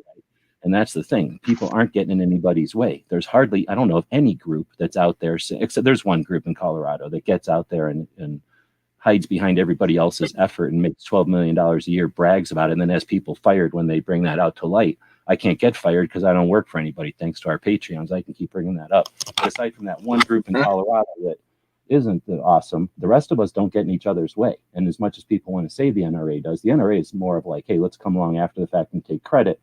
However, nothing this would happen without the NRA paving the way. So it's kind of okay for the people that built the highway to take some credit for the race that happens on the highway. But yeah, they weren't the cars racing.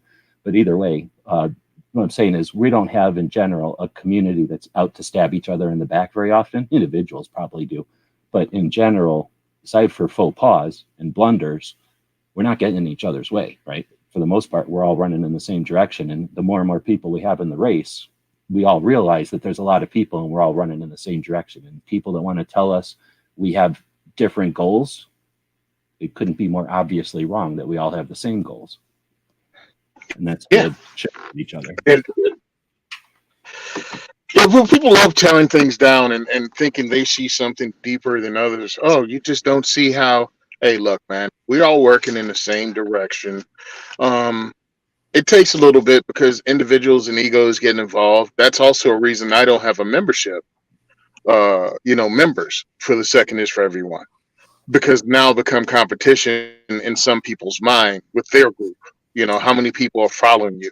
How many people do you have membership? No, I don't want that. I don't need that. If you guys want to support me, you can support me. You can donate 5, 1, who cares? You can support me that way. But once I get memberships, all of a sudden I'm competition in some people's minds. I was at 0, bro. I'm competition to some people. So he was really close with 16 pounds. You want to put a guess on there? I was trying to do the math in my head. I'm figuring each firearm weighed like 15 ounces. No, they're not light. Yeah, no. They're really small. All right, here we go. Oh yeah, dude. Yeah, I would have been. It's upside down, but that's the only way I could get it to work. Just over 17 pounds. Okay. He was so close. And then the other thing I was going to say from what you were talking about before is the whole idea of the state level. And maybe that was one of those things, like I say, I figured something instigated all y'all because y'all came on the scene at the same time. And it might be that concept too, that as soon as you saw, I was saying that you saw the M855 and stuff like that. And that must have been in your peripherals to be like, nope, I'm not waiting around anymore. Right. But it could have been the same thing. Like you said, when it went from the national to the state attacks, that could definitely prompt everybody to go. Anybody who's paying attention and has the resources to do something about it or the wherewithal to do something about it to go, that's a bad move. Like that indicates that they're dividing and conquering. We need to end that quick. So I bet you there's a little bit of that as well. That's a good point. It's like they're coming after me now. That's what it came down to with us, because it was everything, dude. It was fees that increased like 400%. It was 7-round magazine instead of 15 or where we were at.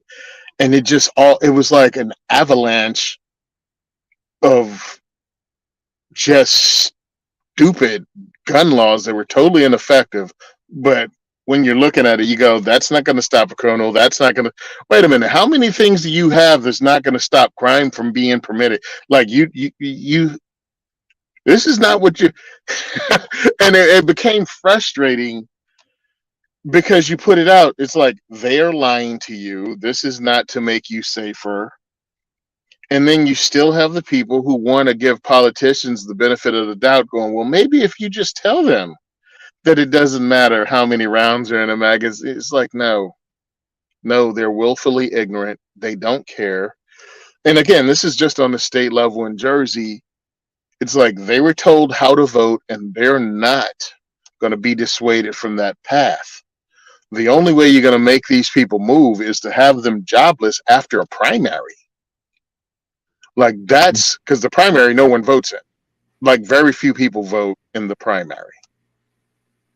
I actually did work at one primary. And because of that, the Yeah, primaries are a very effective tool for people who are advocates or people with a position, because you can, with pennies on the dollar, affect a politician. You can challenge a politician's office for pennies on the dollar, compared to like lobbying them or creating something that's large enough for them to be, considerate of. By putting a individual, anyone, just the person who runs against them, if they have a chance of winning, or if they cost that politician money or a black eye in a race when it matters to them, you've got way more influence, way more reach with that politician. And I would suspect the political strategists who watch everything like a hawk, because they get paid good money and they're better if they can offer good advice. Those strategists who watch your action, if you were one to primary somebody like that, that would indicate that there's that much resistance to the policy that somebody took that action. Therefore, let's double check that policy if we want to double down on it, or do we want to drop it from the agenda completely? Doubling down on it would mean they'd have to profit off of it, right? So they're probably going to just drop it because they've done that. I mean, we're not suggesting maybe, like they do drop it all the time. When they're challenged at a state level, they drop it. And that's what stops national level stuff from happening, because the national level organizations only will buff themselves up when they do something. They effectively ignore or take credit for all that individual state level effort. And that's where it's frustrating for the people who did the effort, because they don't get, even though they're not seeking recognition, they get absolutely none for their organization or their time. The people that supported them, whatever. So that can be super frustrating, but we can't change things other than eliminate the situation, right? And let people know that you don't have to observe. All of this is the game. This is all of it. You're outside the box already. as someone who works the election polls, I know the numbers of where I've worked. So when I listen to people on the internet talking about your vote doesn't count, I'm like, you really need to shut the hell up, because what you're doing is talking out of your ass. Now, the reason I say that is based on just this one story about working the district that had 500 and let's say 500, a little over 500 and a half registered voters. 26 people voted in the primary. I'm like, dude, you can get 27 people together from your friends that go to the range if they live in the same district and actually swing and change a whole district. You know what I mean? It's like, it doesn't take that much. What's the membership of the people in the range in your area if you can get them to not vote in this anti-gun Democrat or Republican in New Jersey during the primary? If you got rid of both the Democrat and the Republican that were both anti-gun and got pro-gun Democrats and Republicans elected, again, 27 people per district, it is not incredibly difficult. It just requires us to do work. And think of the momentum. Once there's is successful or even close to successful. Oh, look at the firing pins probably dinked off on this. I wonder it doesn't work. Once they're even sometimes even close to being successful, then what kind of ambition will that give them? What kind of encouragement will that give them? And then the opposite, again, the strategists, the politicians on the other side might be like, we better change our mind, or we're not running anymore. I guess they could also say, hey, Bloomberg, we need more money. But in that case, that was inevitable anyway. You discovered then, but I don't want to get on the bad side. But on the good side, you either get you get elected, so you got the position and now you can do something with it, or you've encouraged the people the team, right, that got you there to continue working. And I still think the political people are going to go, well, in that election, they cost us time, money, and a black eye politically. So let's either appease them or do something so that they quit bothering us, right? We're either going to compromise, whatever it is we really have to have, or we're going to quit doing this because it's bothering these people. and we don't notice it, but I'm sure it happens with motorcycles and noise ordinances. You know, some bar out there is like, I don't want the noise ordinance. They get enough people at the bar to say, leave the noise ordinance off the agenda, and they leave the noise audience off the agenda, and people don't care because it's just a thing and it's not critical. So, you know what I'm saying? We don't realize that, like you just said, we have that power. We just have to utilize it. So I guess what I'm saying is once you 2A utilize it, sanctuary. you realize it. 2A sanctuaries was an example of that. That was totally grassroots. That was That's a people great again example. getting fed up. And that's still happening. And it's happening at a county level and a state level, and it's happening at just gun and at the NFA level. So I'm digging it. One I'd like to see that hasn't been done yet is the compact. And it's not necessary, it's just another thing. But the idea of having like if Arizona, California, and Nevada and Utah all have the Colorado River, they have a compact on how they're going to deal with the resource of the Colorado River. You can do the same thing from what I'm told. This was brought up at like Gun Rights Policy 18, I think. The same concept can be done with gun laws. Like if you want to change Arizona's gun laws, you got to get the okay of California and all these border states, because they have because they're continually telling us that guns travel and criminals and blah, blah, blah, guns and steel pipeline or whatever they call it. So if you're going to change California gun law, you got to get the okay of Arizona, Washington, and Nevada. No big deal. If it's so important and it's so right, then you're going to be able to convince all of us, right? I don't know if that's the best idea ever, but those kind of speed humps could, I don't know. And I'm not saying we need to fight. I'm just saying that's the kind of creative stuff that can come up with once people actually get active and start. That if you throw that out there as a primary thing, how is that anti-gun person going to deal with that? They're going to have to deal with it, and they're going to spin off and waste resources, and that's strategy, right? That's tactic. Yeah, believe me, you get them to use funds. And again, grassroots, dude. This is you. This is out of your pocket. I mean, I've done this for 7 years. 3 of them were out of my pocket alone. The last 4 have been with help with, patron dollars and things like that. But I'm like, bro, I think I was pretty effective getting this thing started and getting the momentum going and being on shows. I mean, I told somebody I did a show a week from 2015 until we started our podcast. I did a podcast every week, and I have been doing a podcast every week 100% since 2015. Like, and that's just on my show, talking about what we do. And then there's diversity podcast, or the 2A4E podcast, which is episode 86 coming up. Look, you put in work. Just put in work, man. Just find out what you can do and do that little bit. You don't have to be Maj. You know what I mean? You don't have to run around the country saying speeches. Do what you can do, but do something. Like, start it up. I mean, share on your social media posts. Just start. We can be effective. I've watched it happen. You don't have to be, and I'll do this air quote, somebody, whatever the heck that means, because everyone's someone. But yeah, you don't have to bring a whole bunch of sizzle to the table, man. Just be you and do a thing. You can also support me at diversityshoot.com with our Patreon and our PayPal. Hey, I'm gonna have to get off. Yeah, we got to Go end ahead. because Second Matter's about to start. But yeah, feel free to plug again the shirts. Is it 1022 gear? I know I just typed in 2A4E t-shirt and I find it. Just do it that way because I have to buy that again. I have to purchase that again. But yeah, go to diversityshoot.com or type in 2A4E or even Tony Simon. You'll find me. And you can support us there. You can donate there. If you donate with our PayPal, that will help us out because now I don't have to chase people down to get my part of the money. No, It's like, awesome. hey, And do you got a link on diversityshoot.com where it's just like the PayPal link? yep, have the PayPal link right at the bottom of diversityshoot.com so you can go there and help us out. I'll be doing a giveaway on Patreon. I'll announce that tomorrow. I'm going to put the stuff together tonight. And I'm going to have an April giveaway. What I'm trying to do is raise funds for going to train and learn, i.e. hotel. Oh, yeah. Awesome. Gas airplane. Yeah, so that's what I'm going to be doing. And it's going to be weekly just so it's not a strain on a bunch of people. a weekly giveaway of some of the patches and stuff that I picked up at SHOT.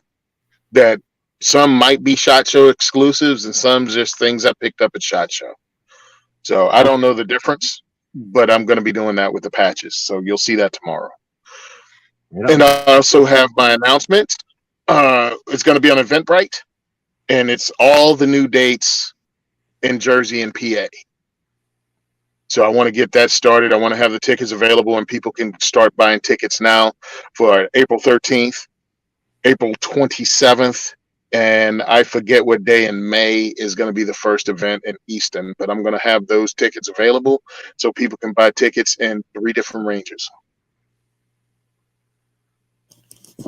Okay, you brought up a bunch of interesting stuff there. So Eventbrite, is that I think that's the kind of thing where somebody can just be searching around, like I'm looking for an event, and they go there to get suggestions, and now you're there as a suggestion, right?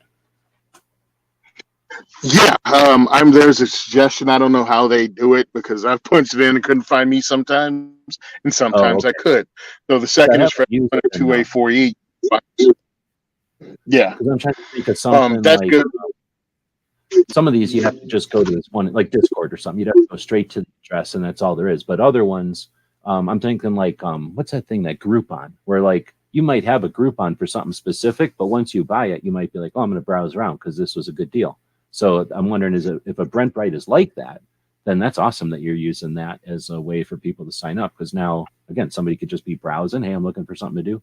Hey, I never thought of this. Let me get my girlfriend, or I'm gonna get my wife or something, and we're going to go to this. Like, this will be a hoot. And you know what I mean? Like, that's kind of neat that it's on a platform that usually gun people don't ever sit around talking about Eventbrite very often unless we got a thing. So it's just cool. No. Interesting. And the cool one, they do my money. You know what I mean? They go ahead and collect the tickets, do the tax thing, and I have the email. Okay. But also the calendar. That's cool. I didn't know. It's like YouTube. Like, they provide a service also. Yeah. You buy your tickets, and you buy your tickets through Eventbrite. Come to my event. But you can also follow me. So anytime there's an event, you'll get an email from Eventbrite telling you that Tony Simon is hosting a diversity shoot. And okay. I need to get over there and then create an account so that I can do that. Do you know if anybody else is using it for their 2A stuff? Like, I didn't see 2A stuff, but I've ran across people that have Eventbrite as their thing for the firearms class. I think KD has it for the train and learn, right? He might have it as a train and learn. I know train and learn has payment plan though, so I don't know what he's using for that. Only because I saw that. Because obviously I have to pay to go, even though I was a speaker at the last one. You got to support the people that you're doing the work with too. So, and it's not like it's not cheap. It's $350. It ain't like it's free, but it isn't the most expensive version of up training, and it's certainly not the most expensive firearms class. And there's no other thing like it, so it's definitely cheaper than other shit that doesn't even exist. So let's take a second and talk about that. So KD, Kevin Dixie. Okay. Train and learn, or why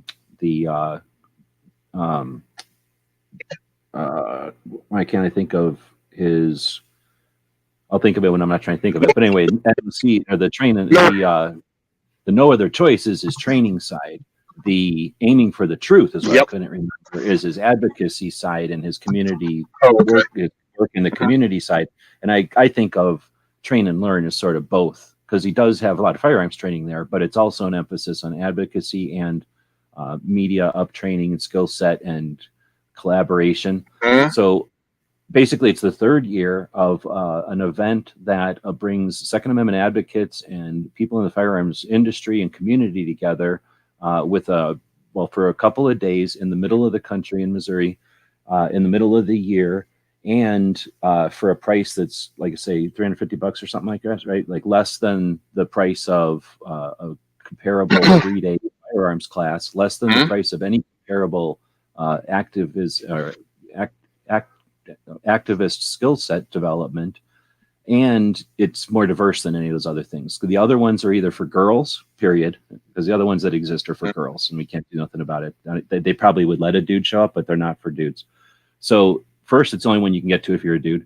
And it's in the middle of the country, and he opens it up to gun shops and people in the industry and media people and creatives and just people who want to show up. So it is more diverse than anything else out there. Everything else is going to be like SHOT Show driven, or maybe I want to be a professional shooter driven, or I just want to shoot good driven, or I want to be like a commando or something. Like, you know, there's these different focuses. This is truly the only thing focused on training and learning.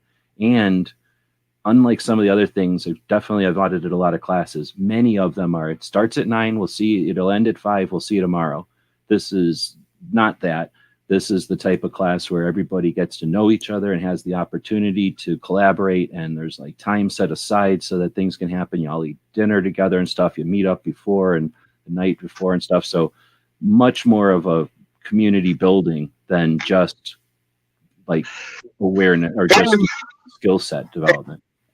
And truthfully, it starts Friday and goes until Sunday. That's like official start end. But a lot of us roll in on Thursday and get time to chill and meet and hang. And by the time Friday rolls around, like we've had dinner together the night before, we had breakfast together Friday morning, and we're going into the training, and there's a butt ton of us going in, but you're meeting people, and it's just awesome. And last year really was wonderful because he pushed it more. He pushed the whole more time to talk to each other, in free time. And the range we were out was in the middle of nowhere, but we had food, water, we had everything we needed, like the whole thing. So you got to hang and chill and talk to people. And then you got to collaborate. You got to take classes. I'm talking about hand-to-hand combat, handgun, rifle, competitive shooting, all of that in one thing. And then we had things like night vision, night shoot. I mean, and let's not forget the advocacy side and the class side, where like Sean from We Like Shooting and the Firearms Radio Network came and talked to people about podcasting and using the internet to actually communicate. We had Jared Hutchins, who came and talked about the business side. We had, I cannot think of my man's name. He was with USCCA, but he also talked about the business side of advocacy, the business side of working the firearms industry. You had one of KD's guys talk about using the internet, creating all kinds of things, including web pages. There's a lot to learn. Oh yeah, and I did a course on advocacy, grassroots, how to get started, how to keep it going, that kind of thing, which is my wheelhouse through experience. So it was really fun. Oh, and Roy from Brownells, another really intelligent guy who used to be a college professor, but now he works for Brownells. Again, talking about the business side of the firearms industry in whatever way you're in. So it was applicable to everyone that's an advocate or want to get into advocacy and also want to be good with a firearm. I mean, it's a hell of an opportunity. And the only other thing I can think of like that is Ambassador Academy at 10 times the price. Right. And it's the same-ish thing, but it's definitely more like I'm going to be representing Remington at this meet, or like I'm going to be on TV, where, that's applicable to train and learn, but it's not, it's, imminently ready for that or something. Yeah. Train and learn is 2.5 days officially, but Ambassador Academy they're doing headshots. They're having you do actual interviews that they're recording and giving you copies of. It's a more, it's a graduate. It's like Train and Learn is your 2-year version, and Ambassador Academy is the 4-year, maybe even 4-year with some extra work at the end or something. Because you come out at Ambassador, well, you spend $3,500. Like, it's a different thing. You're there, you're getting fed, and it's 5 days long or something. And like you said, it's a different situation. But based on it came from Diane Mueller, who's DC Project. So, just like KD started doing his thing back then too, around the same time, this is the development and evolution of it. Once the people who got in the game figured out that they're not alone, but there's not infrastructure to create more of the same, y'all started creating infrastructure to create more of the same. So Diana's doing it in the $3,500 scale for, I don't know how many people show up. It seems like dozens and dozens of people show up, maybe, instructors that are all fancy, big names that need money to get there. KD is more of let's get this done and let's be smart about it and get it done for 3 years now. I mean, they both started at the same time, so we're not really comparing them other than it's, you know, the Humvee version and the fancy whatever, I don't know what fancy luxury SUV limousines are made out of. Yeah, the like G-Wagon. Yeah, some fancy version. The one that gets Mercedes done, G-Wagon version. Yeah, versus the fancy. That's another super chat. Appreciate that. Definitely. So thanks for that. I've been looking at the trainandlearn.com or NOC, trainandlearn.com. Through the link is KD's effort to have an alumni list of all the people that have shown up and participated. So we don't want to forget Latinos. I think we can both agree it's one of our favorite podcasts, certainly over the week. It's my favorite live podcast every week. Carolina Custom Foam. There's a ton of them in here, but I know that Zephyr Wellness, having Jake in from Walk Talk America. Trying to look at who else we might all know from the list here, but there's a bunch. And Sharon, I can't ever say her name good. Hinchcliffe. I got to start saying it more because I feel bad when I say people's names wrong. I always butcher her name, but I haven't heard her. But anyway, yeah, awesome advocate. And well, I could put the link in there. You can look at all of them. I don't know all the other people, but I wanted to mention a couple more just because the people that we both know. Yeah, great people, dude. And many of us still talk, collaborate, do things together, share our social media stuff. And this is the third year. I mean, this is the third year we're having the event, but we've been all collaborating since like 2019, like continuously. Many of us. It's putting together something special. Together, like with an actual itinerary, as opposed to let's just keep getting together and collaborating. This is more of let's do it with an itinerary. Basically, let's do it on a specific weekend and then do it annually. But yeah, the collaboration there, KD and others involved are definitely the types that are working with others. In fact, I can't imagine anybody going to Train and Learn who's like, well, I want to be an individual in this whole thing. I really want to go alone, so I'm going to go to Train and Learn how to work with it. It's not for you. It's not for you, but if you go, you may see the error of your ways and hook up with a bunch of people that are getting things done across the country. Like, I'm busy, so I couldn't get with a couple of the people in Philadelphia. Like, I have people within half an hour of me that are doing things, but you also have to understand I'm doing things also. And it's like, yeah, it's kind of rough to get together, but I can promote the hell out of you. If I can't get to you, I can promote you. I can support you financially. I can kick you a couple of dollars. I can start a fundraiser. I mean, I've done all of that. We all can. So anyway, that's what's going on. My battery's dying, and I got to contact this guy. So I appreciate you, and thanks you for letting me ramble on and sticking with me for it. Thanks for jumping in each week. Continued success with the diversity shoots and with the 2A for E project, and good luck house hunting as well. All right, thanks, man. Talk to you guys later. And I will end it because, I'm Corking. Every second matters. So since 2013, kind of mentioned it there in the middle of the chat, a bunch of people who got frustrated with the apathy at the end of 2013 after that initial resistance to the executive orders or the threat of executive orders. Some of us who were in live chats like this just decided, hey, let's do something periodically so that we never forget and we never lose the momentum that we've gained, because we had a lot of momentum at the end of 2013 with people that were full of enthusiasm because grassroots advocacy, literally just people standing up and saying hell no and making a phone call, worked just like it did in 94, except we had the internet to share that enthusiasm with. So some of us who were paying attention and really dug it decided, why don't we get together on the second day of the month? It took a little while. We figured out, let's do it on the second day of the month. And then we said, hey, let's just keep doing that every single month so that in the times when we don't have nothing to fear, we're still paying attention to that Second Amendment. And in those times when it's critically important for us to get together, we've already created the means of communication. We've already figured out how to talk to each other so that we can accomplish when we need to. So if you're interested in being part of that evolution, then check out the today's Every Second Matters, which is over on G23's channel. I'm going to grab that. Anybody's free to do it. There's no rules. There's nothing to join. It's just an effort to appreciate what the Second Amendment protects on the second day of every month. So it looks like he's just 5 minutes into it. I'll put a link over here and encourage you, if you've got the time or the inclination, to go over and check it out. Otherwise, check out Tony's works. He's doing awesome stuff.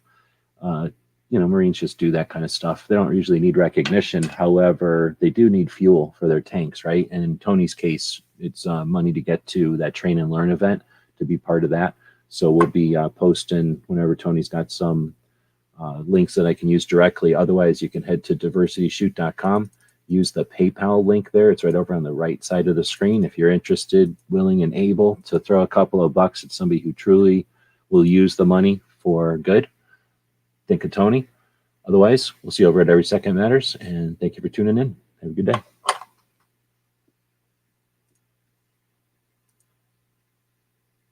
I'll eventually find the commercial thing that I'll play at the end here. GearWebsites.com is your source for firearms-based playing cards and books. We also have mugs, shirts, and posters with designs that we've made live. Of course, we have patches. Every Friday is Free Patch Friday. We appreciate your support. Thank you for shopping at GearWebsites.com. So let us know what you think. We'll be watching the comments wherever you find the video, over on Gunstreamer.com or on GunTube.org. Thank you for supporting our projects. If you'd like to buy us a cup of coffee, check out our Patreon channel. The guys and gals of GunWebsites.com encourages you to take a CCW class every year, practice at least once a month, and carry every day. Thank you for watching GunWebsites.com.